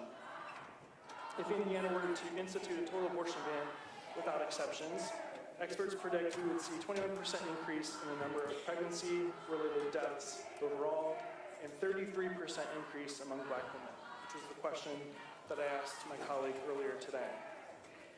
These severe abortion restrictions will particularly impact and worsen health outcomes for the most vulnerable populations who are at the highest risk in an outcome we cannot afford. We recommend in the strongest possible terms that language be included in any abortion legislation which clearly defines induced abortion separate from other conditions which may be treated by terminating pregnancy, as well as preserves our ability to provide induced abortions in specific cases. We specifically recommend the following: health and life of the pregnant person, that there be an exception for rape and incest, and fetal anatomy. We further strongly oppose any criminal penalties for patients and healthcare providers. By criminalizing healthcare providers are left in an impossible position that they risk criminal prosecution by providing safe, evidence-based care, or withhold that same care from patients in need. This creates a tension of medical ethics, forcing clinicians to choose between what is right for their patients and their own criminal prosecution. This type of interference in medicine results in clinicians avoiding practicing in such an environment, leading to an already severe and ever-growing trend of clinician shortage in Indiana. As organizations representing healthcare professionals, we urge you to follow this medical guidance and protect the most vulnerable patients and the clinician-patient relationship in our state. This is from a Carmel student. He writes, 2 years ago, Governor Holcomb congratulated the class of 2020 and hoped we continued to study and work in Indiana. Unfortunately, I cannot abide by his wishes. This fall, I'll be going to Boston for college. This legislature continues to drag our state backwards by turning a blind eye to climate change, passing a dangerous gun bill, and now infringing on the bodily autonomy of Hoosier women. So I regret that I feel that I'm able to stay here. But I'm not alone. My friends, many of whom are way smarter and more gifted than I, are going to Colorado, Pennsylvania, Canada, even France, and we don't intend to return. Even those who will be attending the college at IU or Purdue want to leave, quote, as soon as I can, end quote. IU is a great university, Its severe flaw is that it's located in the jurisdiction of the legislature. In my 10 years of being an Indiana resident, I've slowly grown to feel like a Hoosier. I've enjoyed growing up here. I've met awesome people. I've had unique experiences. But I will have to find these things somewhere else. When my friends and I look to start our careers with an education received outside of Indiana, we will have to find a state that is more welcoming of us. So this legislature becomes more hostile towards people who aren't heterosexual, cisgender, white, male. My friends and I have one word for you, whether spoken now or later, and that is goodbye. I also received a letter from Common Cause Indiana, and the Common Cause Indiana is saying that we are in this position because of what we did here in this body last October, and that is gerrymandering. And this letter writes, if you've ever doubted the importance of redistricting reform, the Indiana General Assembly special session currently underway should help convince you that ending gerrymandering is the single most important thing that we can do to hold our elected officials accountable. The legislature has reconvened to do two things: pass some sort of inflation relief for struggling Hoosier families and to ban abortion. Even though my friends on the other side of the aisle are in firm control of both legislative chambers, they are struggling to reach consensus, particularly on abortion. What's the problem? The members of the Indiana General Assembly elected from gerrymandered districts are far more conservative than most Hoosiers, and the abortion issue is making that abundantly clear. For years, the only voters these lawmakers have had to worry about are party faithfuls who vote in primaries. Now they're poised to alienate independent voters by passing radically restrictive abortion ban just a few months before the election. This weekend, Common Cause had an op-ed published in the Indiana Capital Chronicle that talks much about this. And that's from Julia Vaughn, who's the executive director from Common Cause. The concerned scientists of IU write to me that they oppose the legislative efforts to restrict abortion access for 6 different reasons. Number 1, abortion is safe, effective, and essential component of healthcare.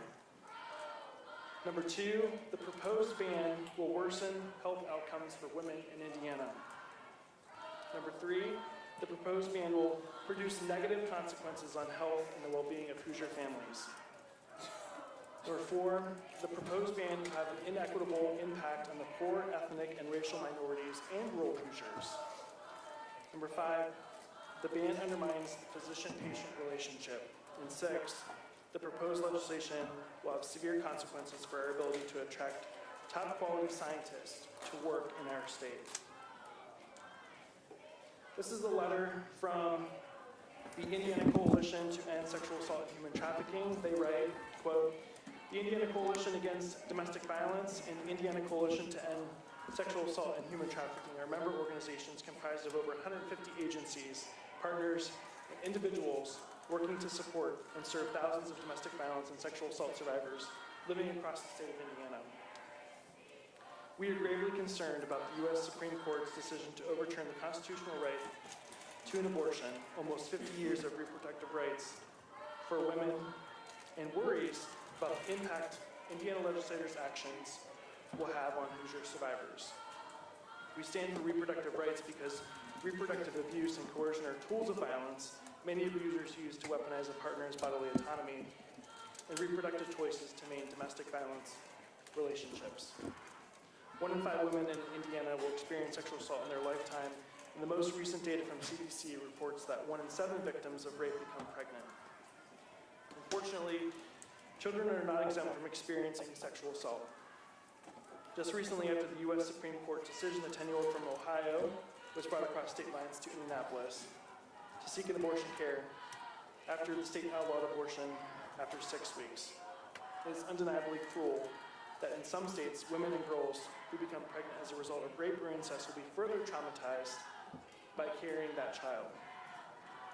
Every survivor's journey is healing is different, and to force a draconian edict where they have no control over their reproductive health and privacy is unconscionable. We call on Indiana legislators to consider all survivors, especially survivors of rape and incest, in responding to the Supreme Court Dobbs decision. Abortion services are essential to health care, and having equal access is vital to survivors' social and economic participation, reproductive autonomy, and the right to determine their own lives.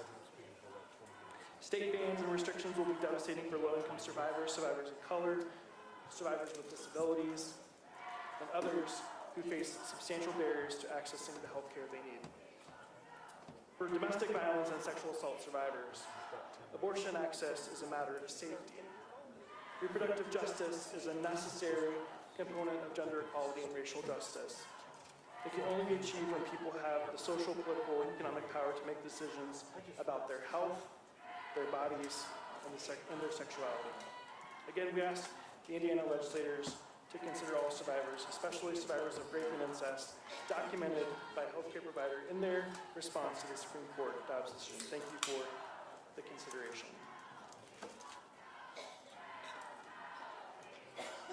This is a letter from numerous businesses, over 2,000 businesses in our state and counting. And this letter writes, "We are Democrats, we are Republicans and independents. We are parents and grandparents, siblings, sons and daughters, friends and neighbors. We work across countless industries, including some of Indiana's biggest companies. We form the backbone of the Indiana economy. We vote. Restricting reproductive rights will be bad for business. Indiana has great success in recent years attracting businesses and convincing workers to call our state home. But Indiana cannot attract and retain top talent by telling its citizens that the government will be making some of life's most personal decisions for them. Hoosier business owners, executives, and rising leaders are already making plans to leave the state. In an era of remote work, talented individuals can live just about anywhere. And if Indiana passes a restrictive law, they won't choose this state as their home. Companies and employees are considering Indiana headquarters will look elsewhere, and some of our best and brightest will relocate to states where they, their daughters, spouses, partners, and families are protected and respected. Tourism and convention dollars will inevitably decline as well. Healthcare should be left to doctors and patients. The government has no place in doctors' offices, operating rooms, living rooms, or places of spiritual guidance where Hoosiers make personal and private decisions. We should be able to make these fundamental and sacred decisions with our doctors, families, and spiritual advisors. The government should not make them for us. That is the state of law in Indiana today. Taking away our autonomy to make those intensely personal decisions for ourselves will be a giant step backwards. They would go on to write, "Reject this infringement on Hoosiers' liberty. We implore you, setting Indiana on the right path now, the path of freedom and autonomy will set the state apart in the best way from the places we compete with for companies and the talent they need to thrive. It will improve our ability to attract and retain employees and businesses alike, the keys to building our economy. Most importantly, it will allow us to continue to be proud to call ourselves Hoosiers again." And that is a letter that was signed by multiple business in our state.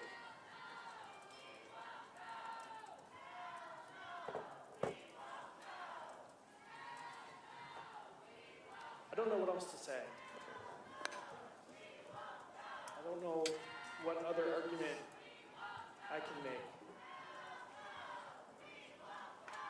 I think we have done a great job laying out all the reasons why we should defeat this legislation. Religious exemptions, the fact that the process was so short, the fact that the bill is flawed. There's so many reasons for us to vote this piece of legislation down. I am fully aware that this is one of the most monumental votes that I will ever take here in this body. I don't take that lightly. As I mentioned to you, I want to put District 29 into this conversation. And the folks that I've talked with have said to me, Senator Ford, please vote this bill down. Please protect a woman's right to choose decisions about her body. Please protect her right to make health care decisions for her body. Abortion care is health care. And with that, I'd ask for your no vote on this bill. Thank you. Further discussion, Senator Brown.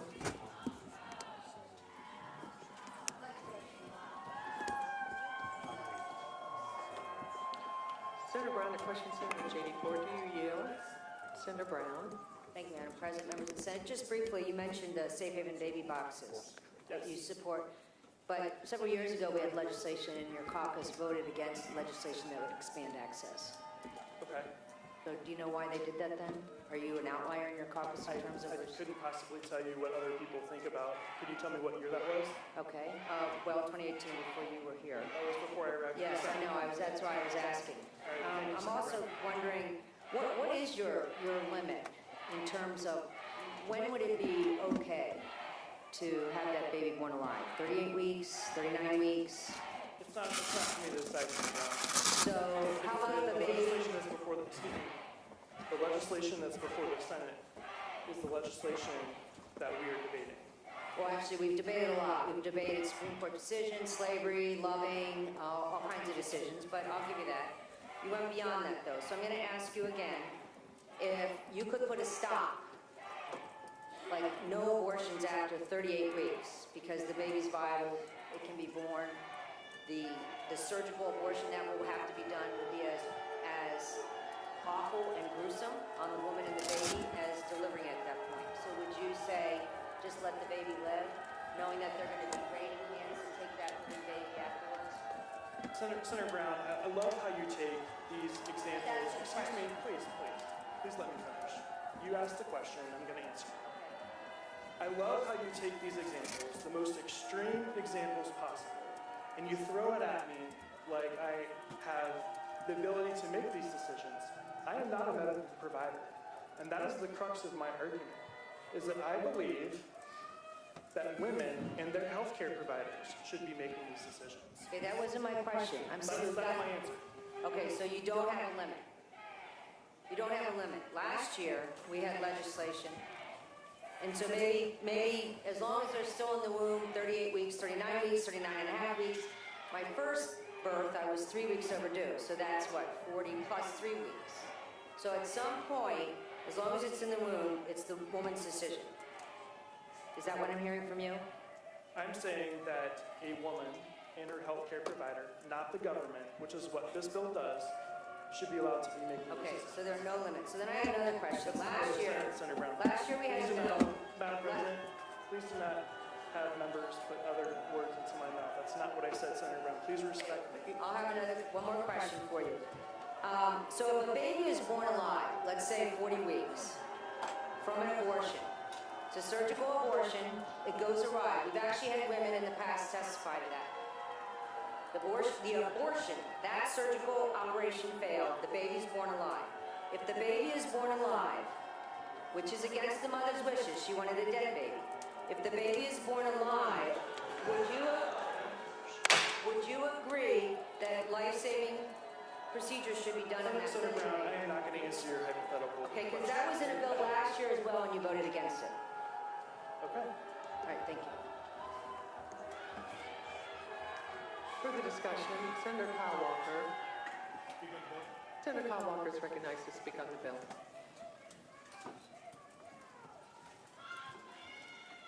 Thank you, Madam President, members of the Senate. I think when I look at this issue, for some, it's very black and white. If you're pro-life with no exceptions, or if you're pro-choice with no restrictions. I don't fall in either of those. For me, and I think many folks, certainly in my district, and I think throughout the state and country, I think many of us live in kind of a gray area. You are in the gray area. You're forced to reconcile in your own mind where your own limits are. And, for myself, I believe in a balanced approach to this policy. I believe that we should allow women to make their own health decisions in at least the first trimester, protect the life of the unborn at the same time as they progress towards viability. I believe we need to have exceptions for both the health and life of the mother, and reasonable exceptions for those cases of rape and incest that allows them to fully process what has happened to them, make those decisions, allows them the time to potentially make the decision to choose life in that situation. I do not believe that we need to add the onerous layer of a notarized affidavit in that situation. I don't think this is an extreme position. I think it's a balanced position. I think it's one that I would ask everyone to consider as we consider this bill today. I believe we can go towards a balanced approach, and I would be voting no today and ask anyone who thinks that we can go to a more balanced approach to do the same. Thank you. Senator Melton. Senator Melton is recognized to speak on the bill. Thank you, Madam President, members of the Senate. I just wanted to share my thoughts on today. And I know it's been a long week. I know that there's been a lot of discussion, and hopefully this ends today. The day the Supreme Court overturned 50 years of precedent with Roe v. Wade, it opened the door for all 50 states and thousands of politicians to inject themselves in one of the most private and intimate decisions a woman may ever make in her life. And Indiana was one of the first states that rushed into a ill-planned session to strip women of their essential freedoms. Over the past few days, I've sat and I've listened to hours of testimonies. I've read hundreds of emails and letters, and the testimonies that I've heard from women, men as well, and doctors further solidify my position and opposition in this bill. And that's, we must allow women the right to make their own healthcare decisions. Unlike any other year, I'm more disappointed than before because of the constant denial of our amendments that we've offered, that our caucus believes that would have aided and assisted those that are struggling to comprehend what's going on in this legislation. This bill is not only infringing upon the rights of women, it's not only injecting the government in the healthcare decisions of individuals, but we are also striking fear and concerns among doctors and faith-based leaders across this great state. I again want to thank all those that testified and spoke out loud on this issue.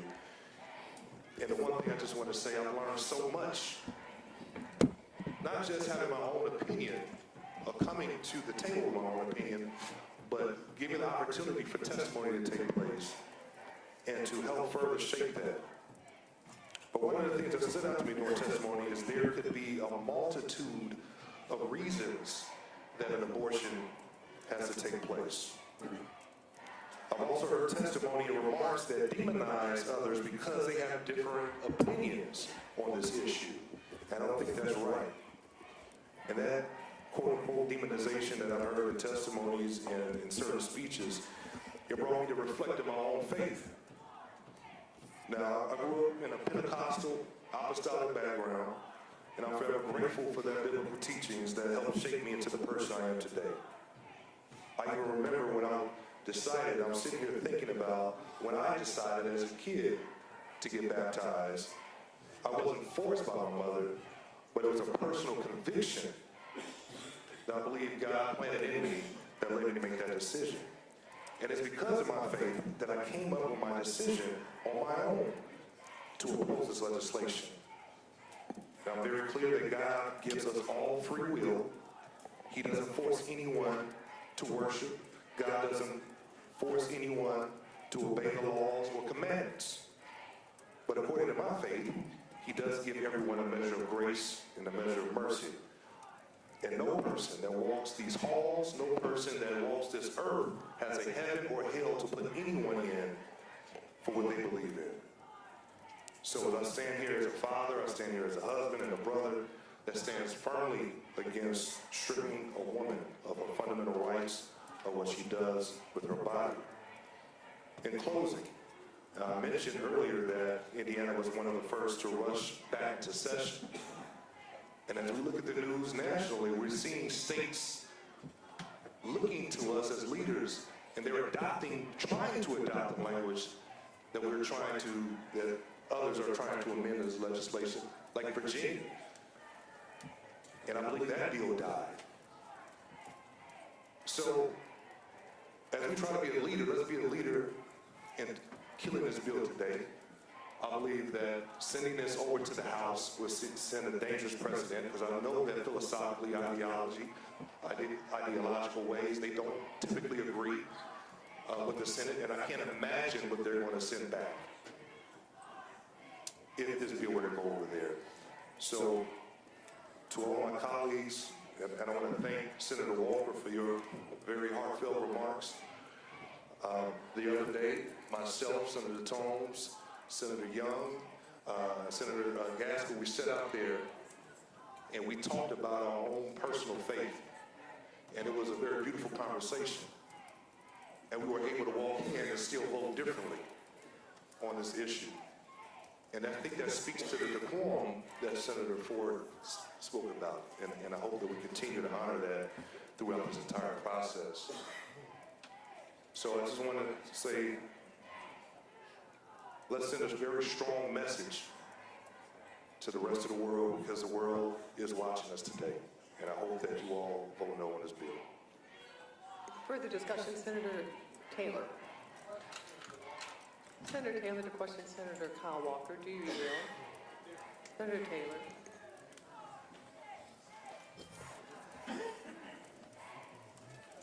Thank you. Thank you, Madam President, members of the Senate. Senator Walker, I noticed that you stood up here and said you would be voting no on this legislation. And correct me if I'm wrong, but you said that this doesn't come to some kind of parity on where we are, where the differences are. Am I correct? I didn't say anything about parity. What's your question? I mean, you said that there's differences. And, well, here, let me ask you, why did you say you're not going to vote for this? I don't think it strikes the balance that I want to see, and I think that folks in my district want to see. Okay, so you don't think it strikes a balance in regards to when a woman should be able to make a decision about her health care. Am I correct? Is that what you're saying? I'm saying that I think that a more balanced approach would allow time for a woman to make their own health care decisions up to a certain point, and then also have the options for those exceptions of the health and life of the mother, rape and incest. Okay.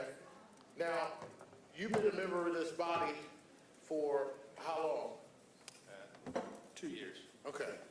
And I have to respect you for being brave enough to stand up here and say what you said, but I want to ask you a question. If this bill comes back from the House and it's the only thing and there's no changes, are you saying you would vote no again? That's a hypothetical question. If I'm voting no on this bill today, if it comes back the same way, I'll vote no again. All right. Well, you submitted an amendment, correct me if I'm wrong, to this legislation. Am I correct? That's correct. And your amendment was that there should be an exception for a woman to, correct me if I'm wrong, go here, at any time during her pregnancy for any reason up to 15 weeks. Am I correct? Can you restate your question? Your amendment said that a woman should be able to make the decision to have an abortion for up to 15 weeks after conception. 15 weeks post-fertilization is the term, and that is my position. Okay, 15 weeks. Right. Okay. What about 20 weeks? What about 20 weeks? Would you agree to 20 weeks? There was an amendment that I voted for that did put it to 20 weeks. So which one is it that you agreed to? For me personally, Yeah. where I'm most comfortable and where I think is the most balanced approach, it's 15 weeks. But you'd be okay if it was 20 weeks? I voted for that amendment. Okay, I just wanted to make sure. Did you happen to read the Casey decision before it was overturned? No.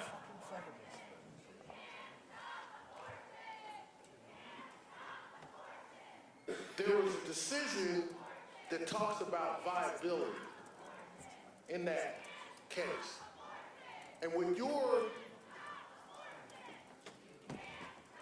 support of 20 weeks, that would allow a woman to make that dignified decision. In the cases of rape and incest, do you believe that a woman, given more time, could decide to keep the child? I stated that at this podium previously, yes, I do. So you agree that the lesser amount of time really puts the woman in a bad position in deciding whether or not to terminate or to continue with a pregnancy? I've stated that previously. I just wanted, are you saying yes? Yes. Okay. Thank you, Madam President. Thank you, Senator Walker. Further discussion? Senator Niskotsky. Senator Niskotsky is recognized to speak on the bill.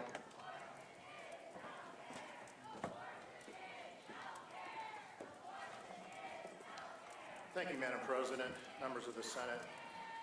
I've spent a very long period of time trying to weigh how deeply I've been conflicted, side by side with attempting to reconcile how my convictions continue to tell me that this should not be my choice to make.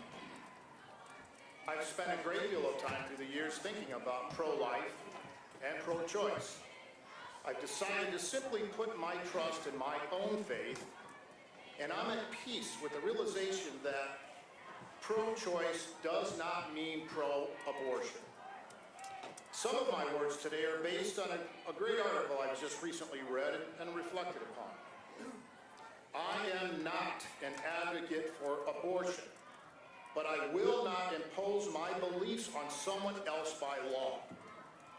That's not what I was elected to do. I was elected by the voters in Senate District 10 to make decisions in this body based upon what the people in Senate District 10 want me to do. They did not elect me to impose my religious beliefs on others. Our government, a republic, works only under one premise, and it shall only continue to stand when the decisions made by those elected reflect our greatest efforts to govern by the will of the people who have chosen us to represent them. Liberty is our right. With that right, we must ensure that men and women both enjoy that right to liberty equally. I believe we must ensure that a woman has the right to determine when and whether to have children according to her own conscience and her own religious beliefs, without governmental interference or coercion. God gave us all free will. Each individual one of us has that same unalienable right to decide what we do with that gift. I am pro-choice, not pro-abortion. I don't want women to have abortions. I also don't want women to bear the babies of rapists or those who perpetrate the acts of incest. We pour money into our child support systems year after year, and we know that they often fall short. DCS has people that care, and they're trying to do their best, but it still falls short. And if this bill passes, my greatest fear is that we are going to catapult our system into disrepair.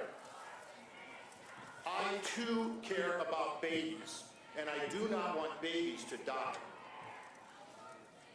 As a man, I cannot possibly imagine what a woman must go through when she's faced with a pregnancy that she's not ready for, or one that has been forced upon her by rape or incest. I do believe, however, that the choice a woman makes is between her and her God, not our government imposing its will upon her free will to choose. I no longer question my faith because my support for allowing another individual the free will to decide how best to make choices for their lives. I will not risk posing the possibility of pain and suffering in another person's life when I know nothing at all about that person or their circumstances. Through my faith, I respect the dignity of every individual person, man, woman, or child.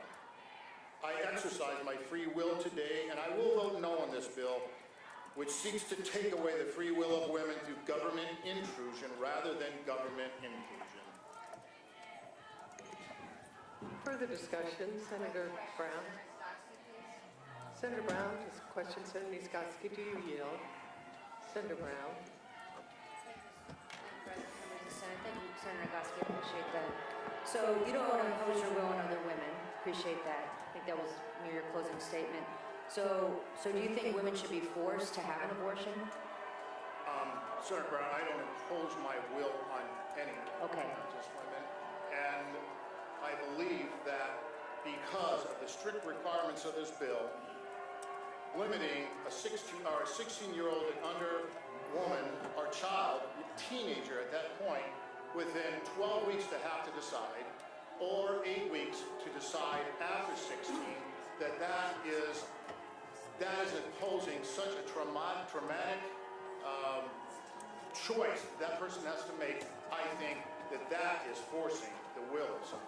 Thank you. That's not exactly what I meant. If a woman is being taken to an abortion clinic against her will and forced to have an abortion, do you think that should be wrong? Do you think that's wrong and that should be banned?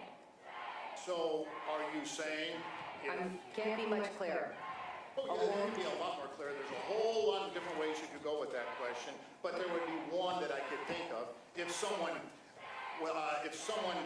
put a woman in a house and kept her there all the time, made her get pregnant, and then decided not to have it, then forced her, in that case that would be that. But there's a whole slew of other things that would not be. Okay, so the woman wasn't made to get pregnant. She is pregnant, doesn't want the abortion. She's forced to have an abortion. Is that okay? I don't want abortions. That's what I said. I didn't ask. You're not answering the question. Excuse me, Senator Niskoski, do you want to yield to that question? Actually, I'm trying to yield to it the best way I can. Okay, I'll move on because I'll move on. There are a lot of different ways that if that question is posed in one way, it does not just have one answer. I thought forcing someone to do something is what we've been talking about all day, so I guess I can't understand. There's been a lot of discussion about forcing women to have a baby. We seem to get that. We can't seem to understand what it's like to force a woman to have an abortion. Your caucus and you voted against the coercive abortion bill. I was trying to get to that. My next question is, Senator Niskoski, is what's your limit? I asked that of Senator Ford. At what point, if a woman has a baby, they're 39 weeks, 40 weeks, is there any point where you just say, you're already on the exam table, you're already in the OR suite, here's a baby, it's going to come out one way, let it be born alive and give it to those waiting adoptive parents or take it away? Is there a limit to when you would say no more abortions, let the baby live? Senator Brown, I stated that I don't want women to have abortions. I want them to be able to have the free will to choose. I believe that life begins at conception. So trying to set a limit is difficult. What we have had is what has worked for 50 years. If we were to choose some other choice, I probably could live with something as long as there were a full determination that that woman knew that she was pregnant and that baby was alive and well and everything seemed good. Okay, thank you.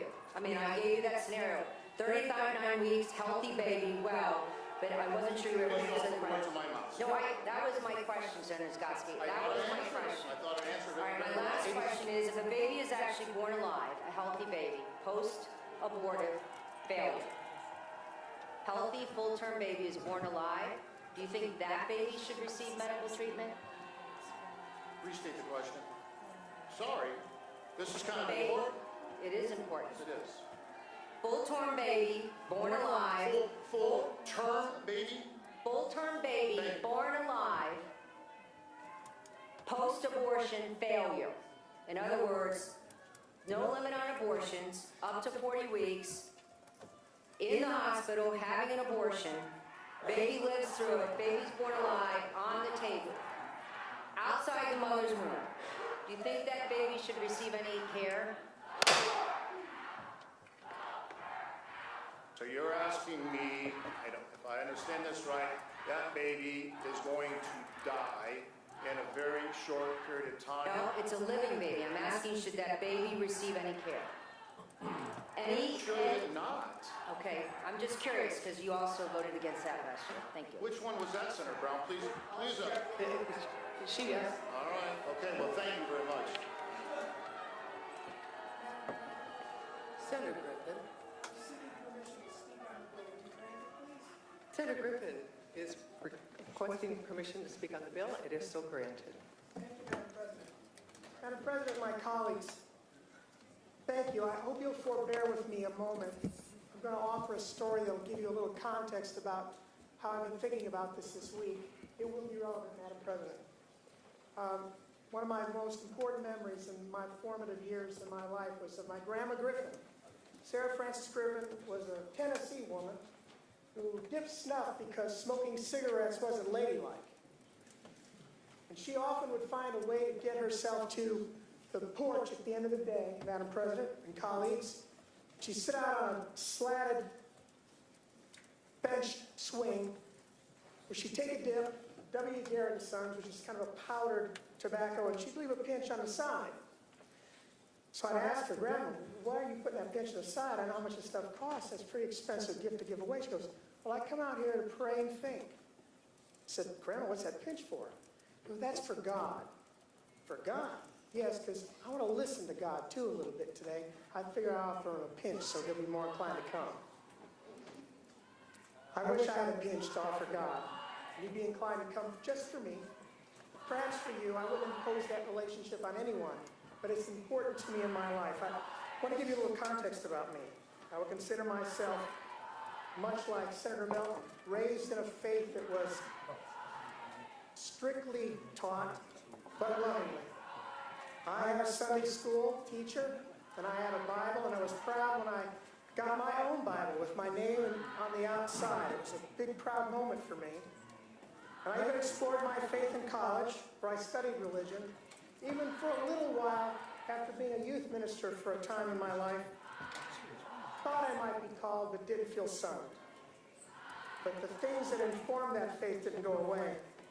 I had a religious studies professor at IU who introduced me to Reinhold Niebuhr, and one of his books was Moral Man, Immoral Society. Now, he talked about a lot of things in that, but one of them was about the brilliance of God's creation giving us free will. Think about it, said Niebuhr. He said God created us in the hopes that we believe him, and in him, and through him. And yet he gave us free will.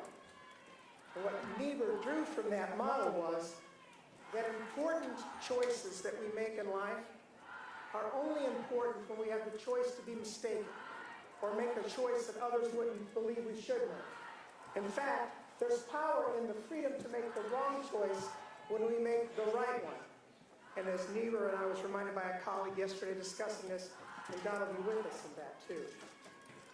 And we've had to touch about God a great deal.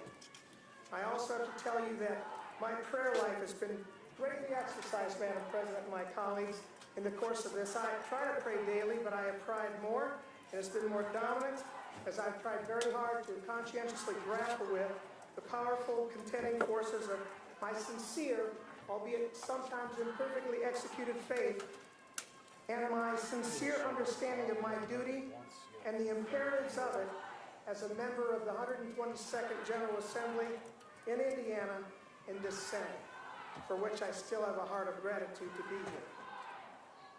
I've tried to avoid, in my discussions with others and even with my colleagues, to avoid the usual argot of this issue. I try not to say I'm pro-life or pro-choice. I'm affirming of life.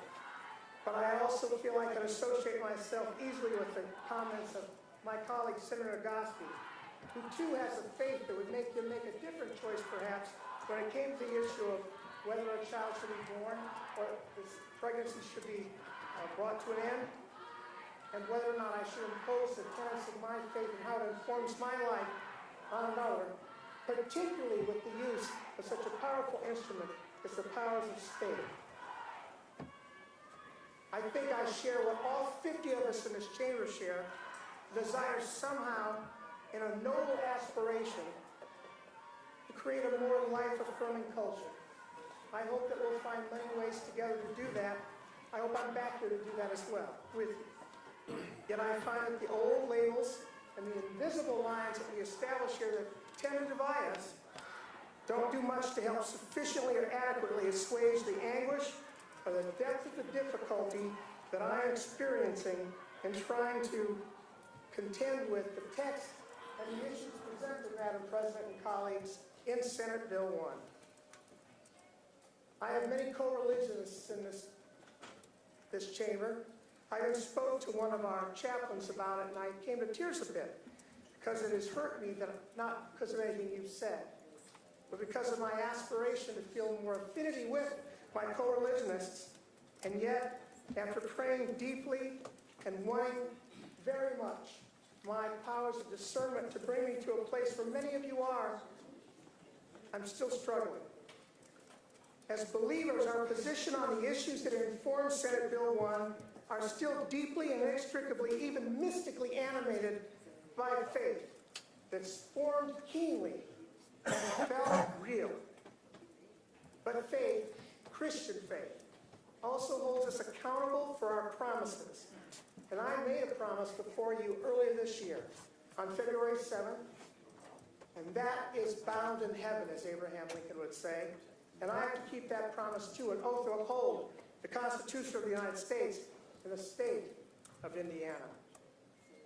After I prayed deeply for discernment and continue to pray, and those of you who are my co-religionists here, I ask for you to continue to pray for me too, that I will get discernment. I can't get past, and my discernment leads me to the place that says that it is a deep breach of my oath, proffered before you all, to marshal the powers of government to advance a law that is premised upon a religious or a faith-bound view of when life begins. What faith instructs us and what science suggests are simply more complicated. I, if pressed, would tell you, my daughter's name is Abigail, and I believe that God knew her before I even knew her mother. I believe that deeply, and there's truth in that belief. But it's from the epistemology of my faith and not the epistemology that more commonly should inform us when we're carrying out our constitutional duties as lawmakers. I also want to speak to my co-religionists about our duty to witness. We should witness however we do that and live in the life we've been called to live after we've been changed by our faith. And to, when asked, tell others of our faith. But that's really the skill sets of persuasion, something that the lawyers in this room are more adept at than maybe many of us, but it is still persuasion. It is not the compulsory powers of the state to use the most robust and rigorous and consequential of those powers to liberty, to personal liberty, which is the power to make criminal law and to find punishments.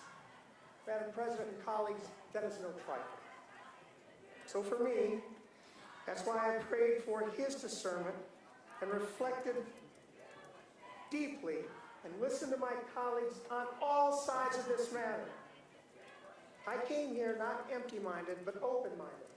And I've tried to listen carefully to everyone's point of view. And I weighed all of what I heard. And it also would give me new weight and circumspection as I tried to grapple with my duty and my role and my discernment and discretion in making the vote today. And I'm not going to diminish any colleagues' arguments, because I listened to all of them, they all had equal weight. But I was especially impressed, even with the colleagues who advanced the view that I'm not taking today, because of the power and passion in their view. And still I believe that in this context, we should consider it perhaps another way. If we would move on the premise of when life begins, so informed by our faith, inextricably defined and perhaps mystically so by our faith, and that informs what ultimately elevated the language of the law of Senate Bill 1. I just feel like they're somehow not respecting the diversity of opinion, or more importantly, the diversity of religion that Article 1 of Indiana's Constitution asks us to protect and be neutral on, as well as the First Amendment of the United States Constitution, over which we are oath bound to carry out as well.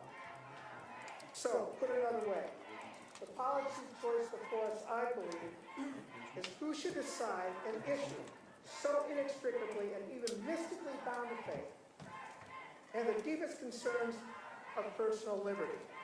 Should it be we, even though the law would empower us so, as 150 legislators convened here in Indianapolis, or should it be each woman, who also is alike loved by God, according to the counsel of her conscience, informed by her faith, and advised by her health care provider?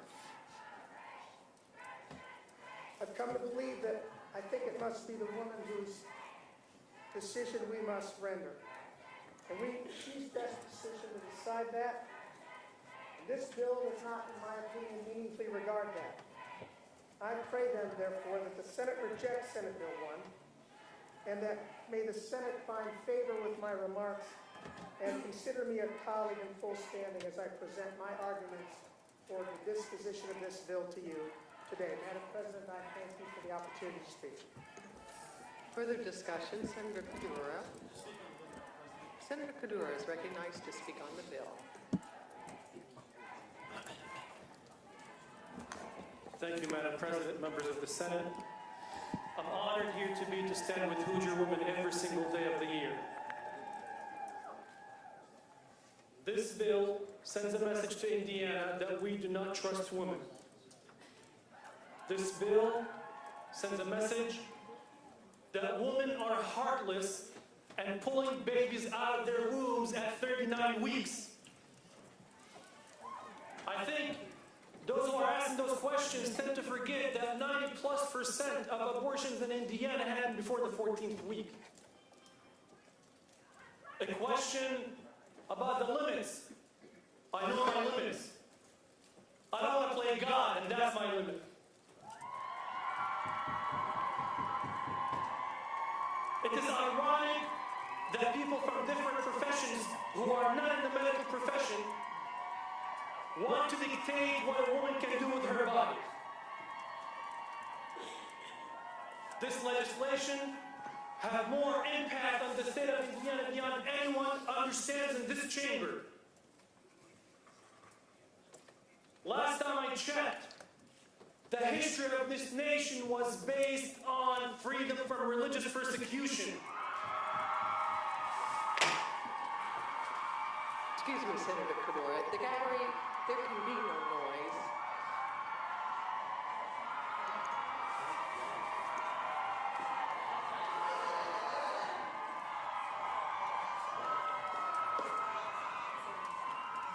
It's okay, Hoosier woman, nothing is going to silence your voices. We got your back. Last time I checked, religious persecution was the reason why our nation was founded. It happens that I'm an American Muslim. If I was in control, I don't think any of you would appreciate that I shoved down the throat of everyone my religious faith or belief. Those who served in the army in this chamber who put their lives on the line to protect our freedoms, our Constitution, that we're constantly reminded every single day that the measure by which we make decisions in the state of Indiana is based on our oath that we took to the Constitution. And our First Amendment clearly said we should not advance any faith or oppress any faith. We should not. Last time I checked, I was not elected to be a religious leader. I was elected to bring policy issues to the political system and make determinations based on what is best for the people. Last time I checked, and forgive me if there are any physicians in this room, I don't think there are any physicians, but if there's anyone, 1 out of 50, based on gerrymandered districts, do not represent the overwhelming majority of Hoosiers. When only 17%, your own polling showed that 17% 20% only in the state of Indiana support extreme government overreach, government infringement upon women's rights, treating them like second-class citizens.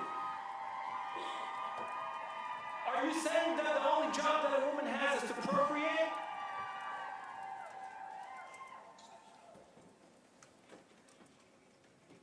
Politically, and these are not my words, some of my colleagues testified here. They said politically, some of these amendments may cause their elections. So if anyone says this is not political, I ask you to look back at your comments. Legislatively speaking, when I was an intern in the Indiana State Senate, as an intern, I was told that the government should not legislate morality, and government cannot legislate religion. What happened to the Republican Party that I appreciated and I respected? Those statesmen and women who used to say that we serve the people and we place the interests of the people above the interests of the political party. What happened to these shiny buzzwords about civil freedoms and civil liberties? What happened to small government? What happened to those principles? I disagree with some of my Republican colleagues who want no exceptions. But I would love for you to vote against the bill today to send a message that government should not be in this business. From a policy perspective, there are questions about legislation that Democrats supported in the past or did not support. I don't know about the past. I was here in 2021. I didn't vote for the safe box. But guess what also happened in 2021? There was a pregnancy accommodation bill that I introduced an amendment to protect pregnant women at the workplace.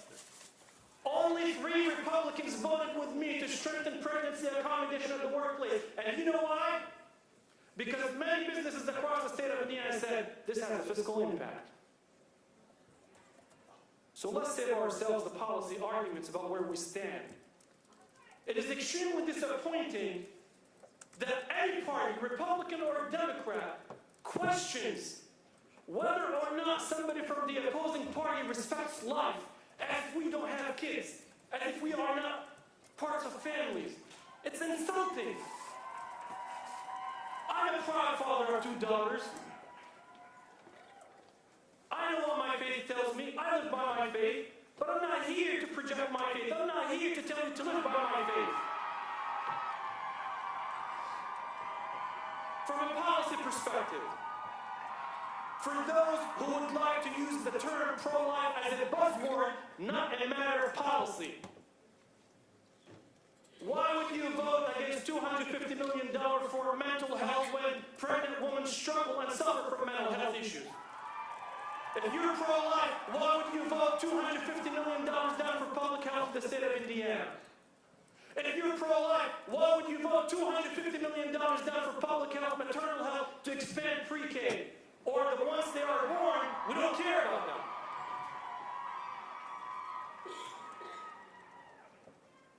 We disrespect professionals in their field.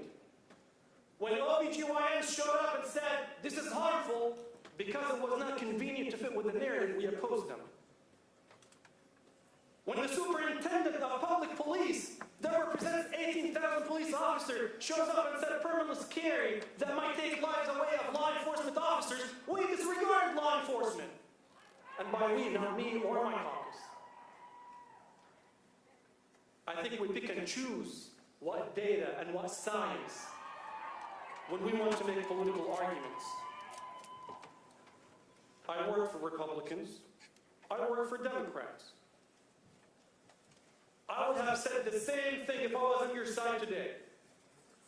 Because to maintain integrity, we must stand always principled on the issues that we believe in. And I respect your right to believe in everything that you believe in. That's your right under a democracy. When I asked a question and I introduced an amendment to say, let's delete the content of Senate Bill 1, except for language to study, and not to delay, but to actually do the thoughtful thing, to study the impact county by county, so that we understand what the gaps are, what the resources that are available. It was shot down because we are rushing through a political process at the expense of women. We're telling expecting moms, we're going to push you off of a cliff because fiscally, we have to be responsible. So I can't reconcile in my mind discussions about pro-life and then placing a value and a price fiscally from our budget on these babies and their moms.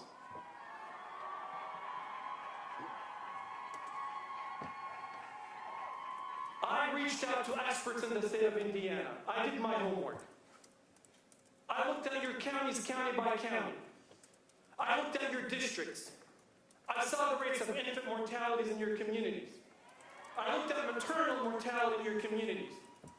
30+ counties have no OBGYNs or professionals that can deliver services. 50% of child care deserts across the state of Indiana. It takes 4 to 6 months for a pregnant mom in Indiana to get access to a psychiatrist. But you want to rush through a public policy without understanding the consequences. How is that pro-life?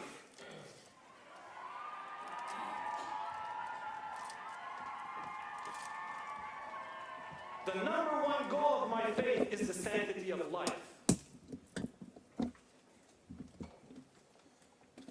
But the number one goal of my faith is to preserve freedom so that everyone has the free will to choose. I never imagined myself to be in a body, to be dictating my own values on people who live in a pluralistic society and a democracy and tell them you have to live by my values. We were told that maybe we can fix these issues when they go to the House. Last night on the Senate floor, my colleagues mentioned, how can we trust the House on sending relief checks? If you can't trust them to send a $225 check, how can you trust life and death issues on the House side? I think this is not right. To let this body give up and say, let the House fix it. I've been here a short period of time for less than 2 years, but I've been here enough to know that that's a term for we're shoving this bill through the process. No matter what I say, no matter what arguments I make, I don't think I will change your votes. But history will remember. And those young ladies and women, including my 2 daughters, are watching. And some of you, if you're blessed to have daughters, they are watching too.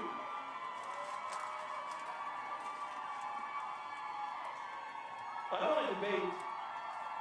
I don't want to cross-examine people just to put them on record. I want us to work in a civil, bipartisan way to get things done. This is not me proving my point so that I can cheer up and say I made my point. I'm in pain. I'm sad for the state of Indiana today. I'm sad that 50 years of precedent in Indiana can be turned in less than 2 weeks. It pains me that our legislative process only allowed for a few hours for people to testify on a matter that impacts half of the state of Indiana. Doesn't make sense. Colleagues, if you want to genuinely stop abortions in the state of Indiana, invest in Hoosiers. Invest in Hoosiers. I'll conclude by saying this. For anyone to argue from a policy perspective that the Democrats are baby killers, that the Democrats are pulling 40-week-old babies from the wombs of their moms, let me ask you this. Why would you vote against living wages? Why would you vote against mental health? Why would you vote against expanding pre-K? Why would you vote to reduce healthcare costs for Hoosiers across the state of Indiana? I will never dare in my life to play God, and I oppose this. Further discussion, Senator Taylor. Senator Taylor is recognized to speak on the bill.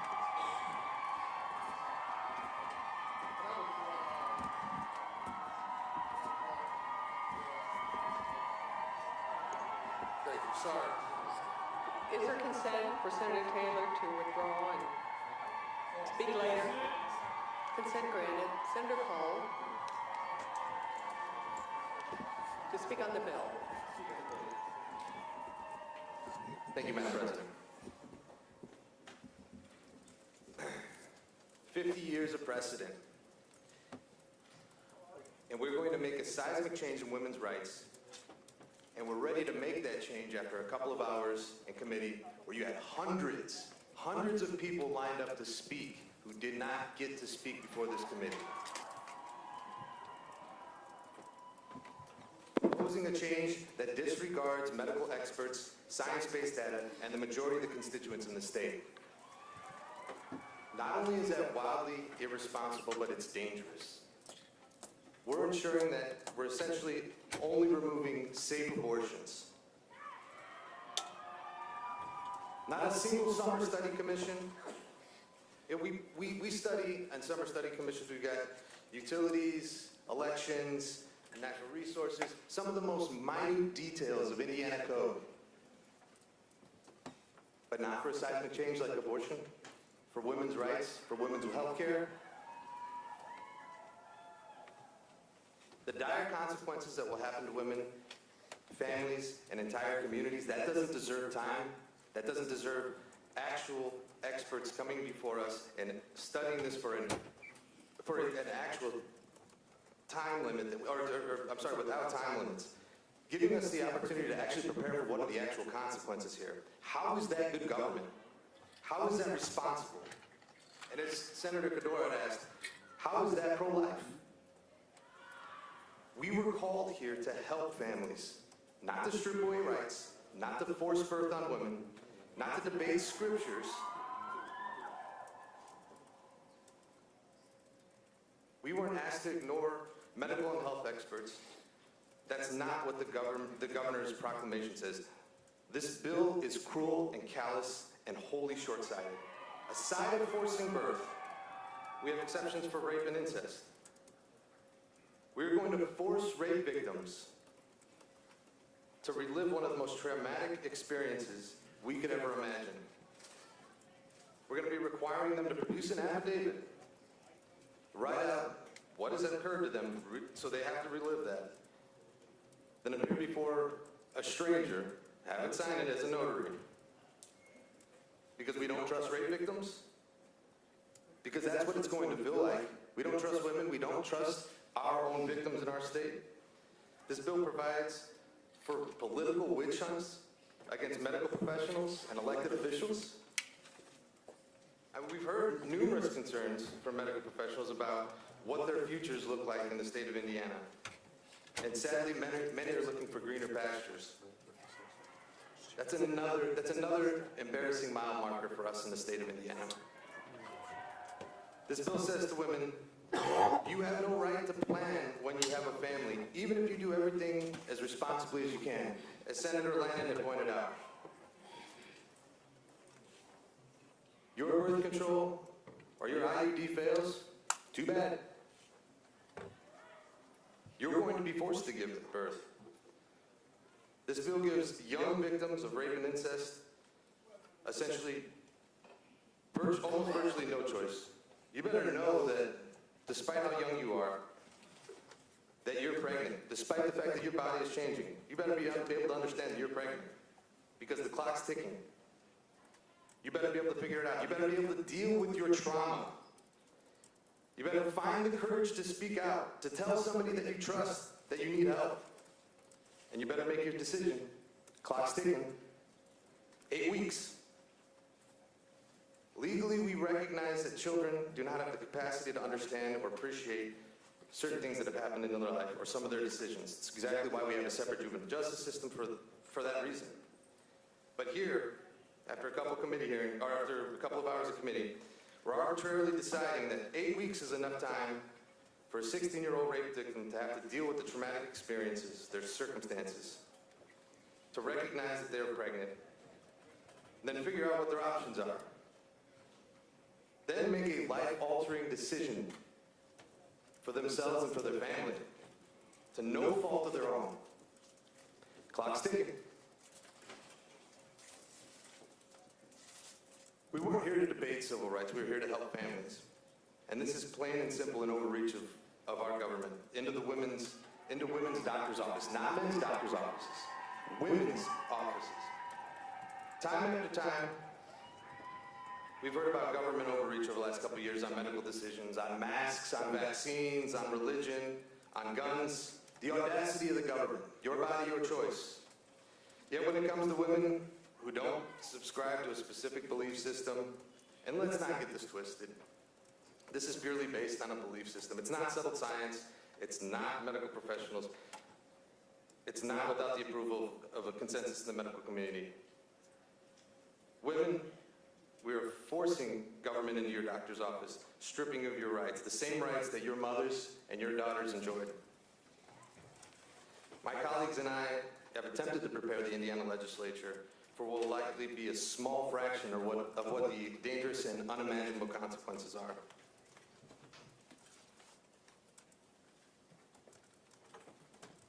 That following a cruel and rushed seismic stripping of families' rights plan for women to control their bodies and lives, and particularly for poor women. We asked for housing for the homeless pregnant women. We asked for state funding of child support when mothers are abandoned by their fathers and forced to give birth. We asked for sexual education to prevent unplanned pregnancies, to provide additional exceptions for psychological and mental health, to provide telehealth, to help with child care costs, to study, to truly study what the state would need to prepare for in passing a bill like this. None of that was adopted. In committee, we specifically heard from experts, the American Academy of Pediatricians, pediatric care experts, and they specifically stated access to safe and legal abortion is an essential component and cornerstone of child and adolescent care. Bans propose a threat to the health and well-being of Indiana youth, impacting their physical, mental, educational, and economic incomes. Research shows that the best way to prevent abortion is not to ban the procedure, but to provide sexual education and access to contraception. When Colorado provided same-day access to contraception, abortion rates dropped 29% and 34%. Why are we not focusing on proactive measures, on safe measures? What are we relying on here? Belief in scriptures? When lives are on the line? This smacks of control without any consideration of consequences. Senator Mount was right, the world is watching. I urge my colleagues to vote no. Further discussion, Senator Taylor.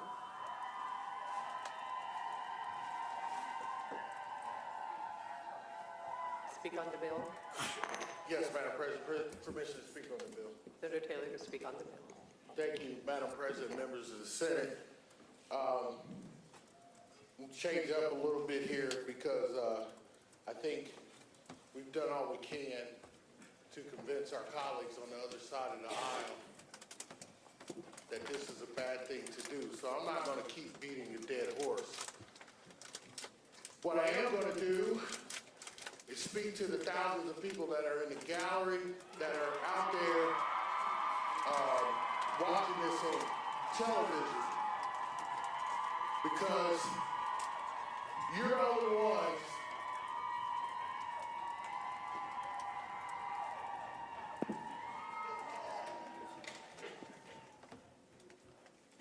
ones that can do something about this. You see, I walk in this building every day fighting an uphill battle. And that battle that I fight is not one on the floor, unfortunately, like you might think, on the floor of the Senate. That battle is won in individual caucuses and individual discussions and negotiations about what positions you're going to hold and discussions about when you're up for election. So to the people of Indiana, both those who are pro-life and both those who are pro-choice, and forgive me, colleagues, this is not to you. To the pro-life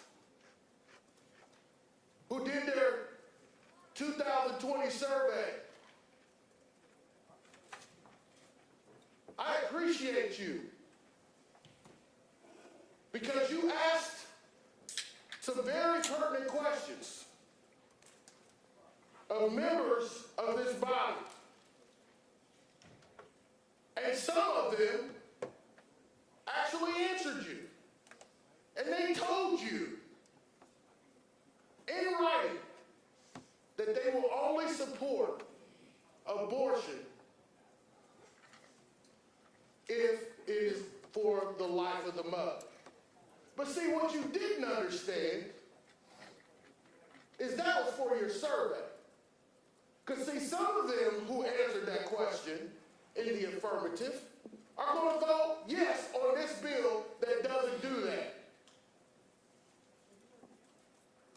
Write it down. Get out your paper. They're going to change their mind for some other reason than what they told you. Not because of their conviction about the life of the mother and that unborn fetus, but because they know that the power that they yield right now can be taken away. See, but the problem is they assume that that power can be taken away by one of us in this body. No, you can take that power away. You are the voters. You are the people who put them in this seat. So pay attention. I'm not going to talk to you about I'm not going to talk to this body about spiritual stuff. I'm going to talk to the people that voted for me and that voted for some of us in here. You already made up your mind before you got down here today. Don't try to fool anybody. Who are we trying to fool? So I'm going to talk to you because this is the opportunity that I get. They couldn't stop me through a procedural rule for getting up here and talking to you.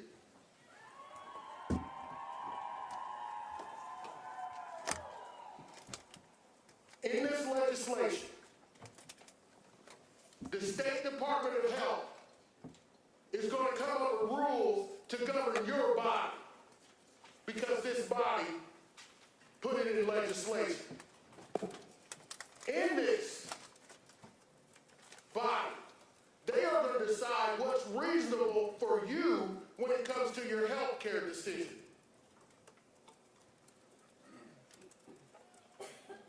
In this state, you are going to be subject, as far as physicians, to an attorney general who has already slandered one of the medical professionals in this state, and they're going to allow him to decide whether or not you should be prosecuted. Doctors, they're going to allow that same attorney general who's gone on TV several times and said what his position is on this issue, they're going to allow him to make the unilateral decision that if a prosecutor in one county doesn't pursue, he can pursue. This same man.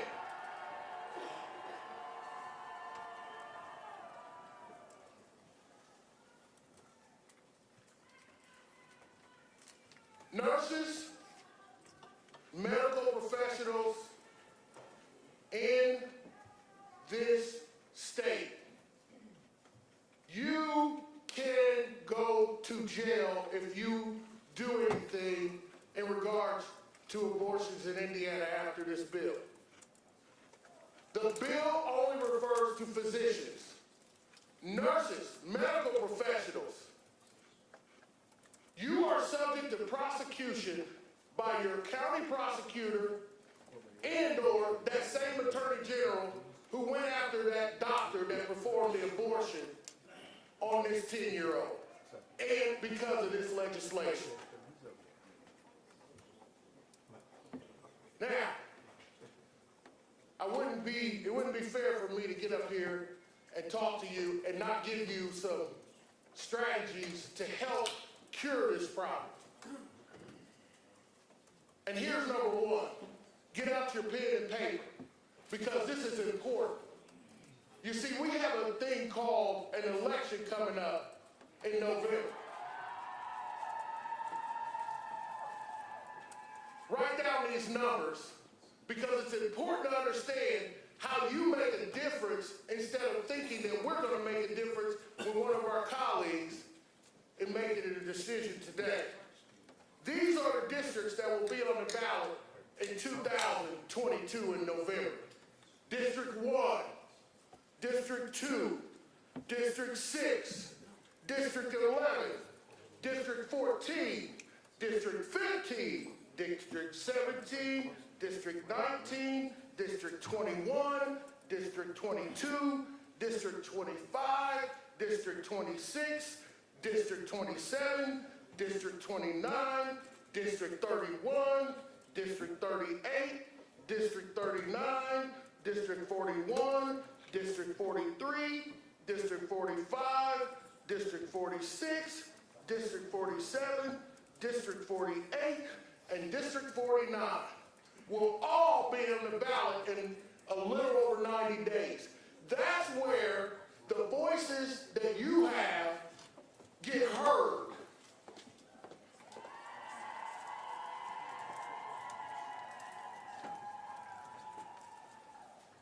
Now, I ain't gonna change anybody's mind, and unfortunately for me, for the last 15 years since I've been around here, I've been getting up here trying to change your mind. So I give up on that, especially on this issue. But I want to leave you with a thought, voters, Hoosiers in Indiana. You see, today we're talking about abortion. Last year we were talking about voters' rights, voting rights. No, let me get short of that. This last special session, we were talking about gun rights. Last year, or in 2015, we talked about LGBTQ rights. Isn't it ironic that these same issues come up from the same group of people?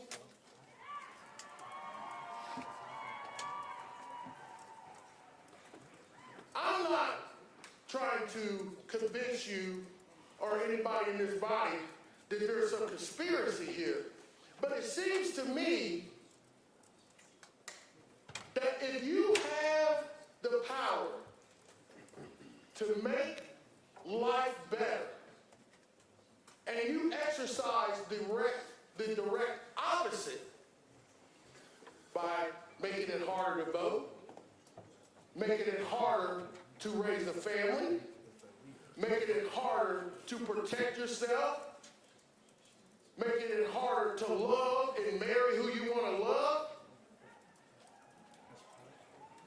That's not America. That's not the United States of America, is it? But see, this comes down to power, people. That's all it is. It only comes down to power. And the only way to yield and terminate power is to raise your voice. And the only voice that you have in this matter here is the power to vote. Please, vote in November. Pray until then, and I will be with you. Thank you. Further discussion? Yes, Senator Yoder. Senator Yoder's recognized to speak on the bill.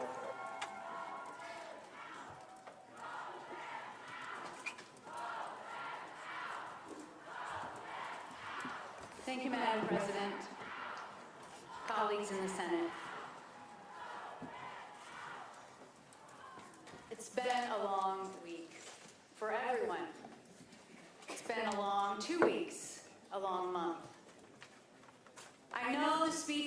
and the pleas are not going to change anyone's mind. I'm not saying any of this for the benefit of you sitting before me. I'm doing it to buy Hoosier women a few more moments, just a little more time to be full human beings. I'm doing it for the thousands of people who came down to protest this bill. The thousands who stood in line to testify and were turned away. You know how I feel about this bill. You know how Hoosiers feel about this bill. It's cruel, it's invasive, it's mired in hypocrisy, and it's a grave misunderstanding of science and medical expertise. It's hard to thread the needle so poorly that everyone who testifies hates the bill. It's hard to create divides like we've seen in the Republican caucus. It's a testament to the complexity of this issue and the impossibility of legislating this choice. And let me be clear. It's been so hard for the Republicans to agree on this bill because this is not a choice that belongs to them. This is a choice that belongs to a woman and a woman alone.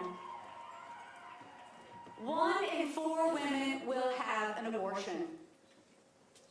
The vast majority of us in this chamber know someone who has had an abortion. We all love someone who has had an abortion. My guess is that if you don't know someone who did, it's simply because no one has felt safe enough to tell you. And even though that is tragic, I understand it.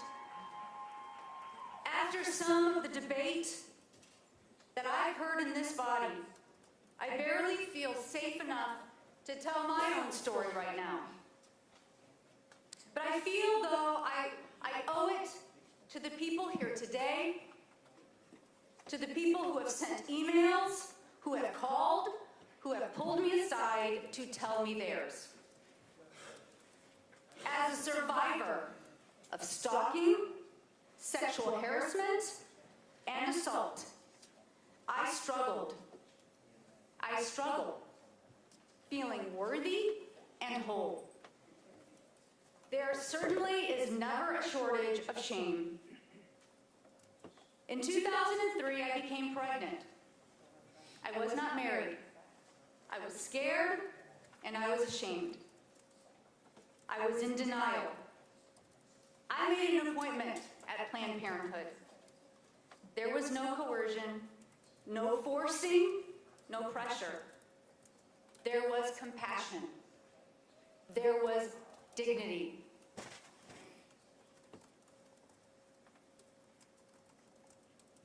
But I wasn't ready for an abortion that day. I needed more time. I made another appointment. Same outcome. I made a third appointment, and each time was met with compassion and dignity.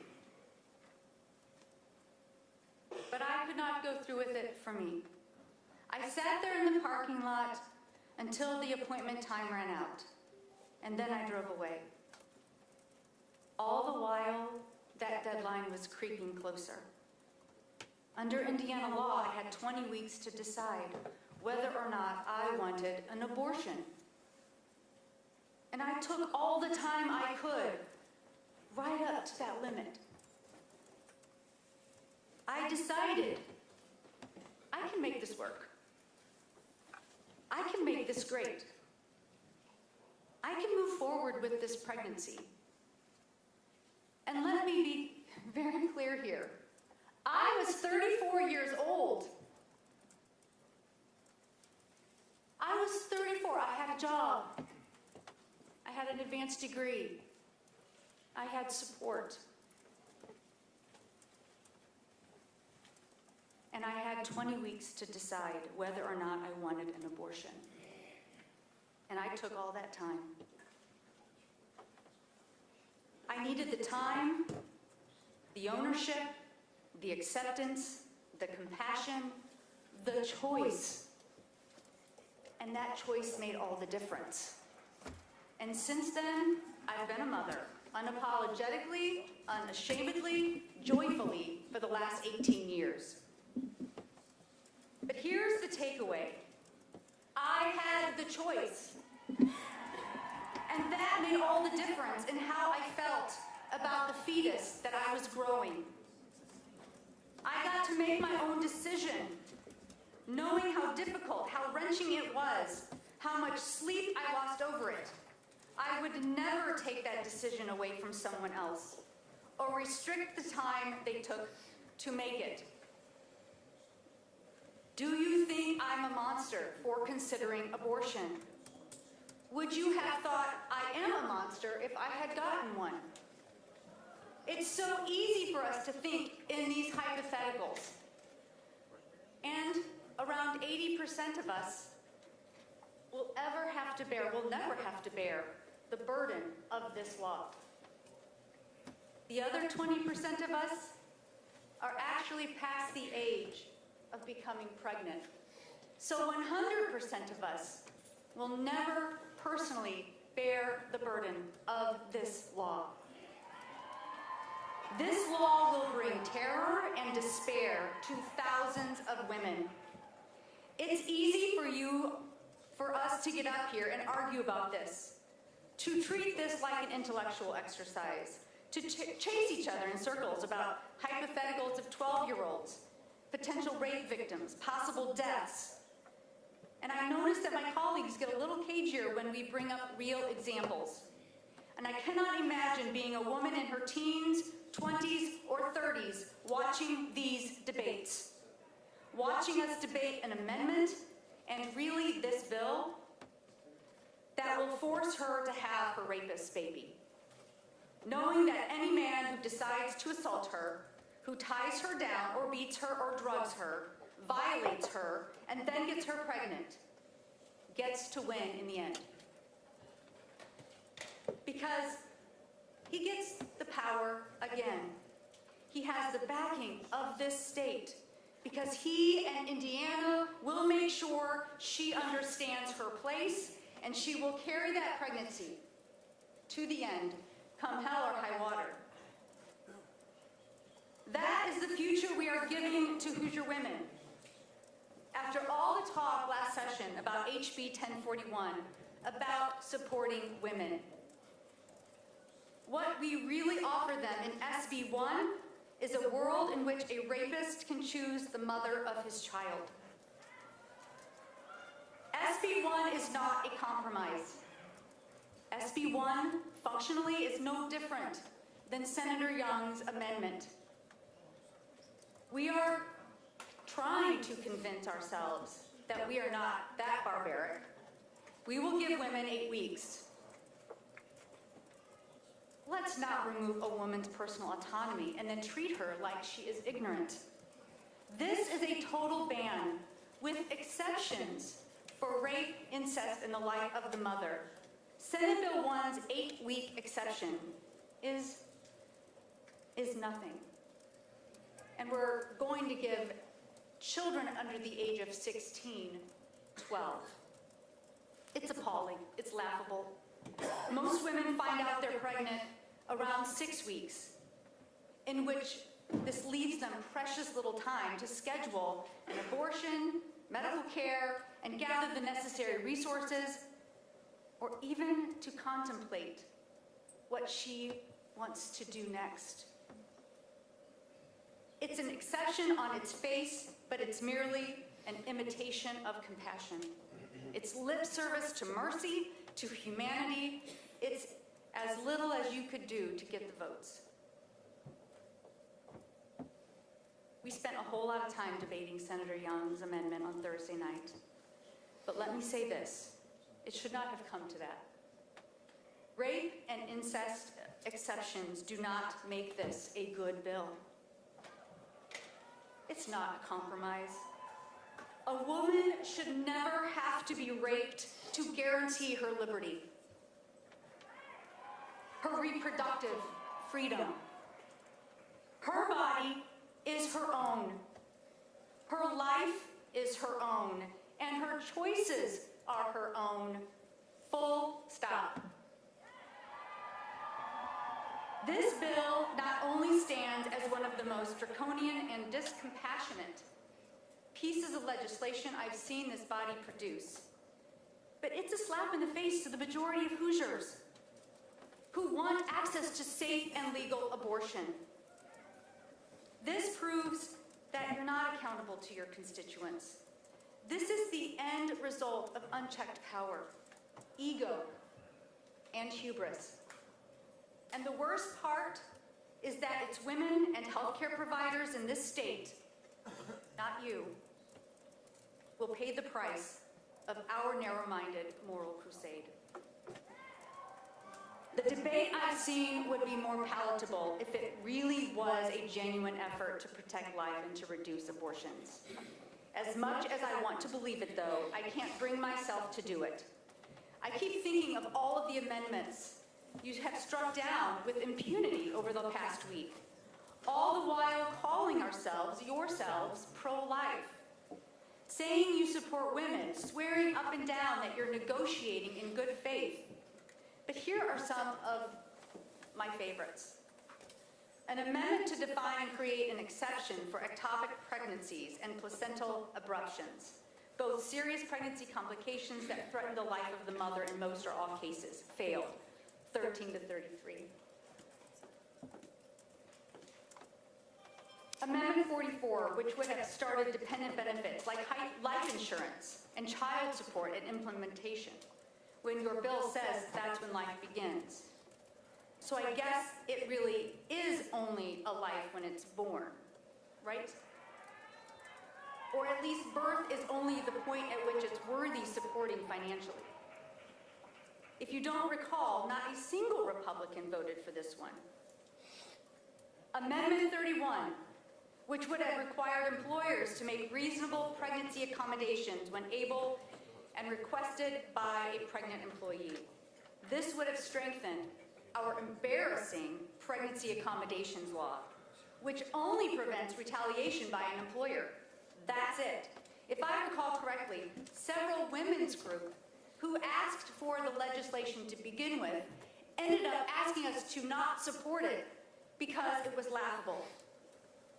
Only one Republican voted for Amendment 44. Is that what commitment to supporting women looks like?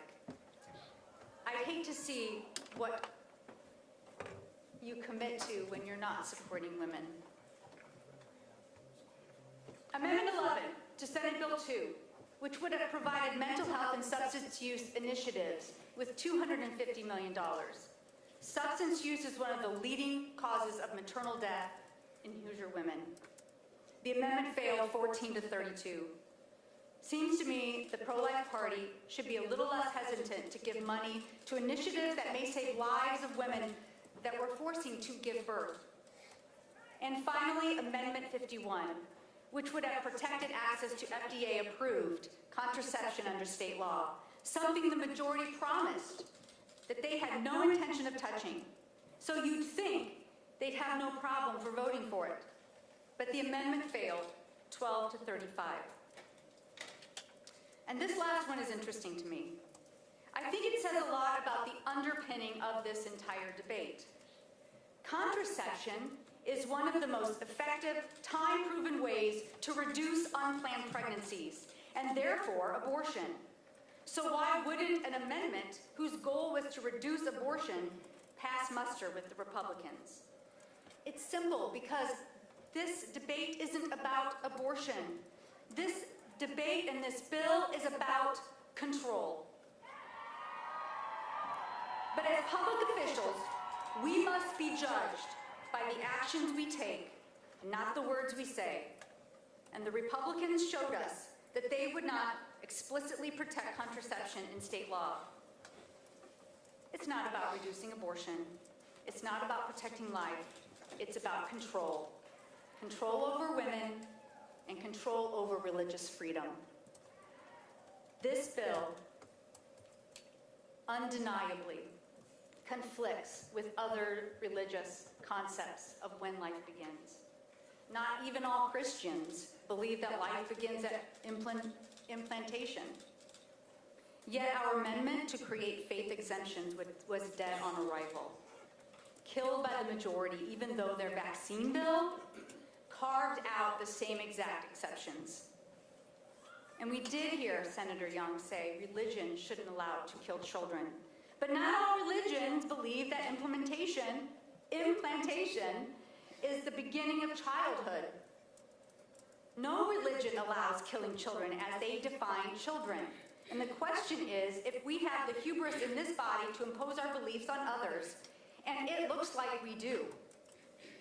After August 14th, when this special session must adjourn, I fear that many Hoosiers will live lives that are impacted daily by choices that they did not make of their own free will. Thousands of women forced into birth will wear the scars of their pregnancy, not as battle wounds or things valiantly won. They will wear them as brands of the state. Every stretch mark and tear will be a permanent reminder that her body is not her own, that her body is government property. I'm not an arbiter of God's will. I am a representative of the people who elected me, who want me to stand here and oppose this and fight it with every last resource and well of strength in my body. To those people who elected me, who brought me to this place, I speak to you now. I've spoken with a lot of anger and frustration and despair over the last few minutes. I'm sure you've felt the same over the course of the last few months. But you have given me so much courage and strength to face this moment that I can only hope to return the favor in this chamber. I promise you, I will not stop fighting. My caucus, we will not stop fighting. We know, and you know, that the road back to full freedom, liberty, and autonomy will be long. It will be dark and frightening. But we have proven this week, you have proven this week, that we are ready, that we will show up. And I will be there with you, beside you, ready to work until the war is won. And it's not just me and my caucus. There are millions of Hoosiers supporting us, rooting for us. The countless petitions, protests, letters that we've seen in the last 2 weeks should serve as a motivator to us all and as a warning to others. A change is coming, and people are ready to be organized. Change may be slow, but it's the only thing in this world that's inevitable. And we are ready to rebuild, to progress, and to make a better future for all generations after us. A world in which autonomy and liberty are guarantees, not subject to political whims. And my last piece of advice to everyone in this chamber, either join us or get out of the way.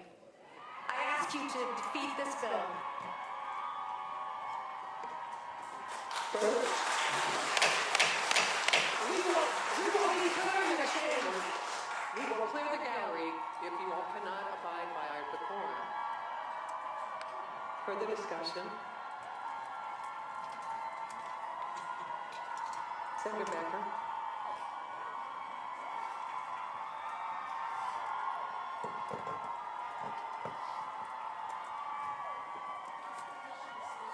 Senator Becker is recognized to speak on the bill.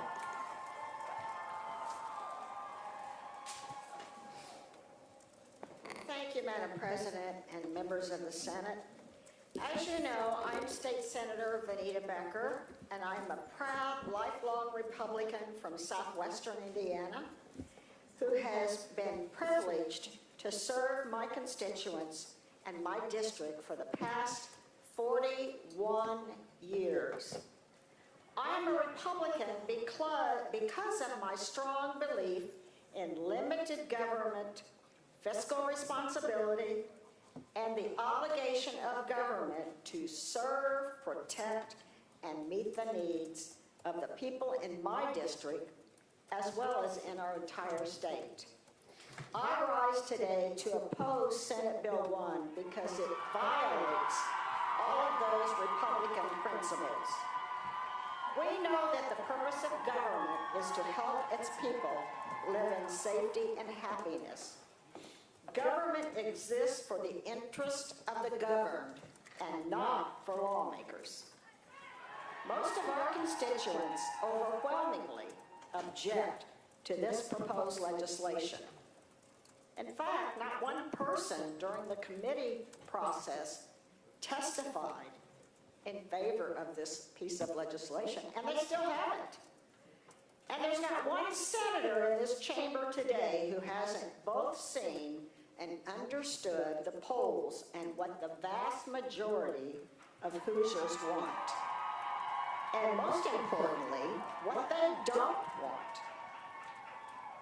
So, are we protecting our constituents? The numbers say no.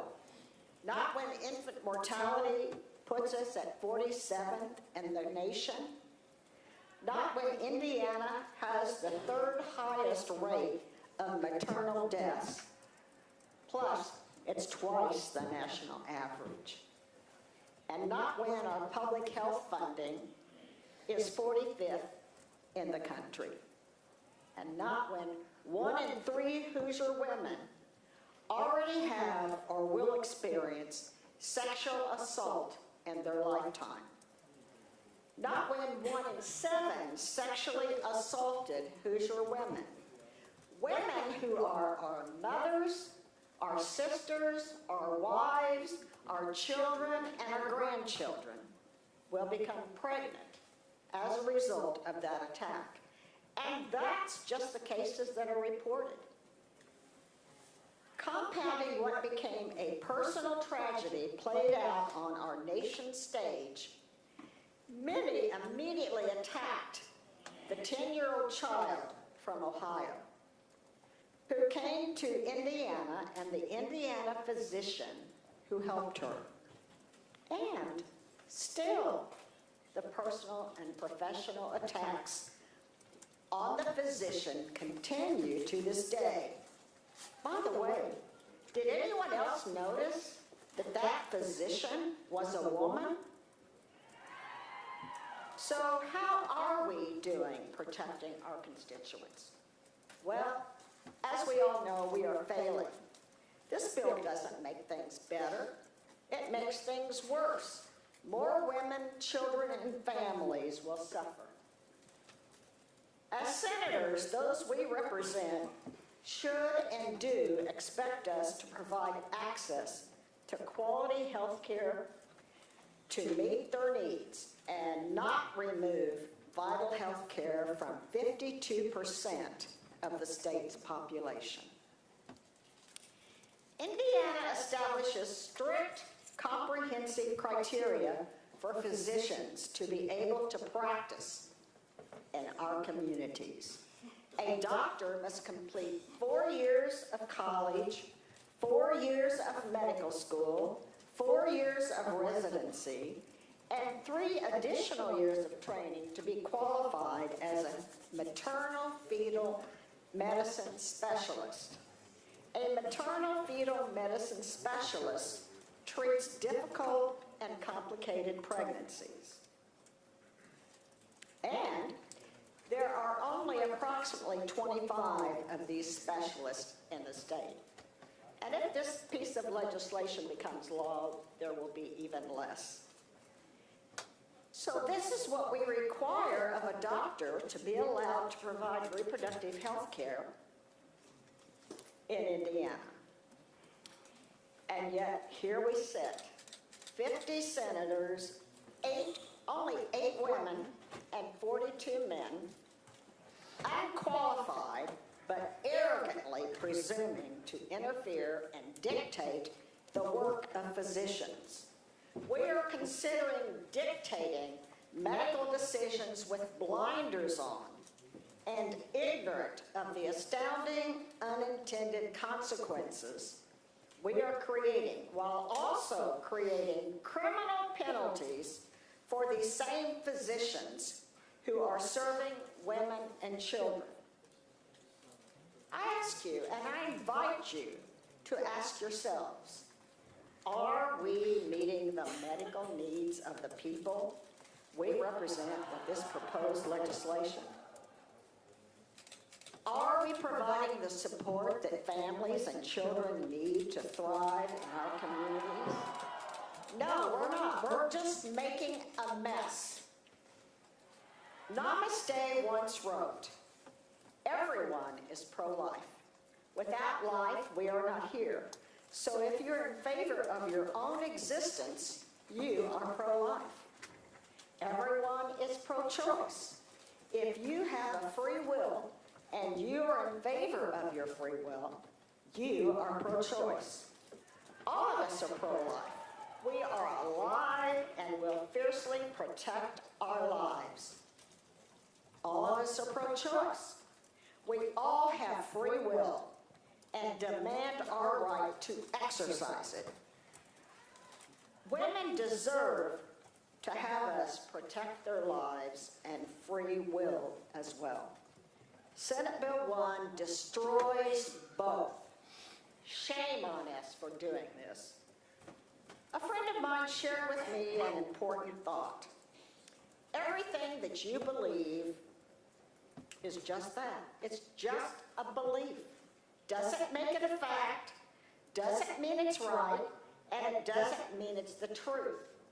You have free will, so you can believe whatever you want. But we represent people who expect and deserve us to legislate based on facts. And we are asked today to make law based on special interests and some people's religious beliefs, and not facts. We're making a mess. As the king, Elvis Presley, once said, truth is like the sun. You can shut it out for a time, but it ain't going away. Does this proposed legislation reflect limited government or fiscal responsibility? Does this proposed legislation serve, protect, or meet the needs of the vast majority of our constituents? Absolutely not. I ask you to vote no on Senate Bill 1. Let's not make a mess. Thank you. Further discussion? Senator Glick, would you like to close?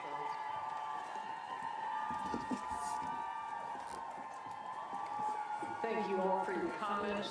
I thank the minority for the heartfelt. I thank the majority for your restraint as well as for some heartfelt comments. If we do nothing, if we vote this bill down, the present law in Indiana allows abortions without exception for 20 weeks. I ask you to protect those lives. I ask you to move this legislation to the House of Representatives and to submit your thoughts and, yes, your prayers to America you pray to, that we can come to a rational decision, not based on playing to the galleries, but based on the laws and the responsibilities we have as senators in the state of Indiana. Thank you. The bill is placed on its passage. The machine is open.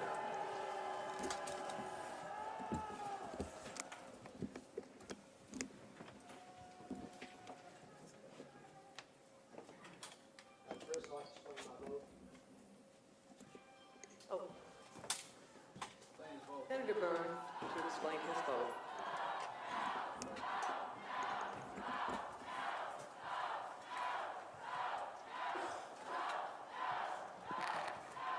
Thank you, Madam President, members of the Senate. This is the first time I've stood up here, and I want to do my best to get my thoughts out. My district, I know exactly how I feel about this I'm an open book. Life begins at conception, and thou shalt not kill. And this bill actually doesn't do that. But I want to thank Senator Young for his amendment and the opportunity to vote on that was given to the goddess that. When I walked in here today, I was planning on voting no on this. But thanks to the folks outside of this building that sort of convinced me to vote yes for this. So I want to send this over to the House, and hopefully they will improve it and get it to closer to Life Begins at Conception bill for us. So I thank you for the opportunity to speak. Senator Bohacek.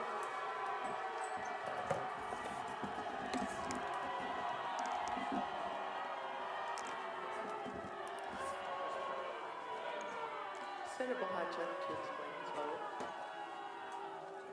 Thank you, Madam President, members of the Senate. I'm going to try to keep this brief. A few nights ago, I brought forth an amendment to include the mental health capacity and of moms that were facing this situation. Some of you know this, most of you do. I have a daughter with Down syndrome. She's going to turn 21 tomorrow. If something unfortunate were to happen to her, and she does have diminished mental capacity, which puts her at risk of almost 10 times that of a typical female to be sexually assaulted, and she would become pregnant, I would not know for well beyond 8 weeks, which is why I brought forth that amendment. The amendment didn't pass, but I'm going to support this bill today because we need to keep this conversation moving. I carried a bill a few years ago for bias crimes, and we kept it moving even though I didn't like it. We've got to keep the conversation going. As difficult as it is, we're going to get a chance to look at this again. I would appreciate if you could do the same, and let's just honor the process, thanks.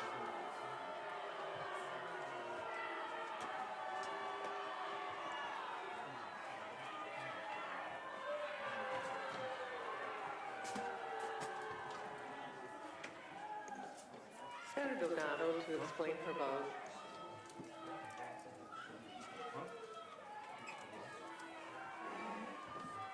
As most of you know, I'm a very devout Catholic, and I believe in pro-life, the life to preserve the mother when needed. So it is with much difficulty that I am going to vote yes to move this bill forward so that we have the chance to protect life in the House.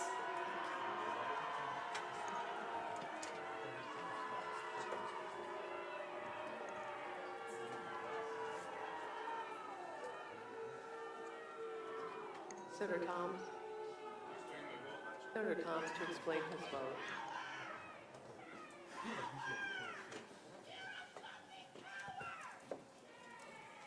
Thank you, Madam President. I'm not going to spend my time taking cheap shots or making long-winded political campaign speeches here. I stated my case Thursday. I got the floor, Senator. I'm here. Senator Thomas, excuse me, Senator Thomas. I said what I'm not going to speak about. I'm here to talk about these babies. I said Thursday that I'm against this bill because it doesn't protect all babies. I'm standing with the crowd that won't be able to vote for me. Those little tykes, I showed you what they are. Don't misunderstand that I'm throwing in with anybody who supports abortion. That's not it. My no vote, don't get me mixed up with that. We're light years apart. But I think it's incredible that sometimes in this building, you're approached with a friendly handshake only for somebody else to come back and sharpen their teeth on you later in the day. I got a newsflash for the folks that's been speaking, actually preaching, the ones that says we shouldn't preach, is preaching. You don't speak for all women. There's a lot of women in this state that support the pro-life movement. They are opposed to abortion, so you don't speak for all women. Excuse me, Senator Thomas, you have 1 minute. How much more time we got? So, I just want to get this out. And it's really been interesting to hear how vicious this has got and how far off track we've gotten. It's about babies. That's what this bill should have been about. It's not. We're going to vote against the bill. For reasons some of you might think.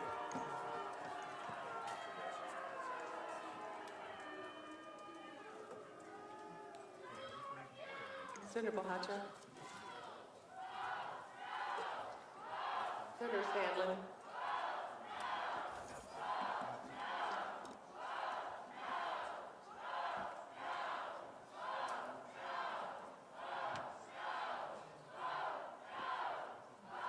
Have all senators voted?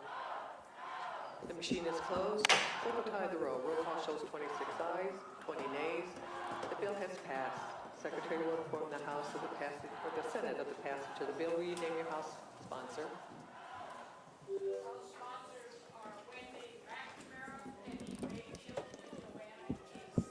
Representatives McNamara, Mayfield, and Key. Secretary will notify the House of the passage. Senator Bray.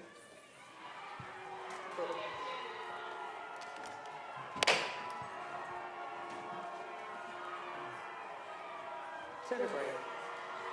Thank you, Madam President, members of the Senate. This time I move that we take a brief recess until the call of the gavel. Senate stands in recess until the call of the gavel.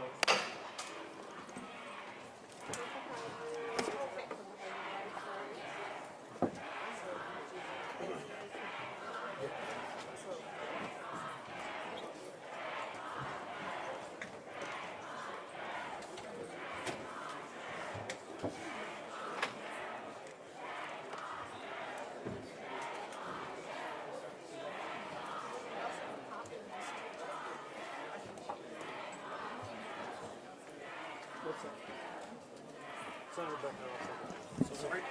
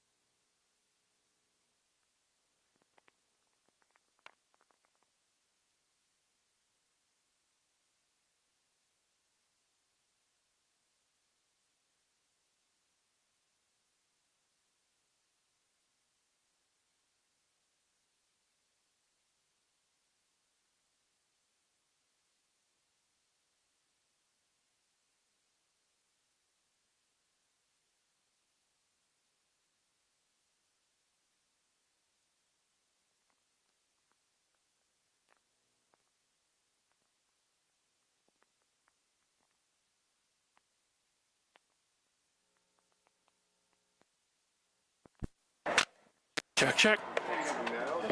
We might need to come down there. Talking about you one now, one later.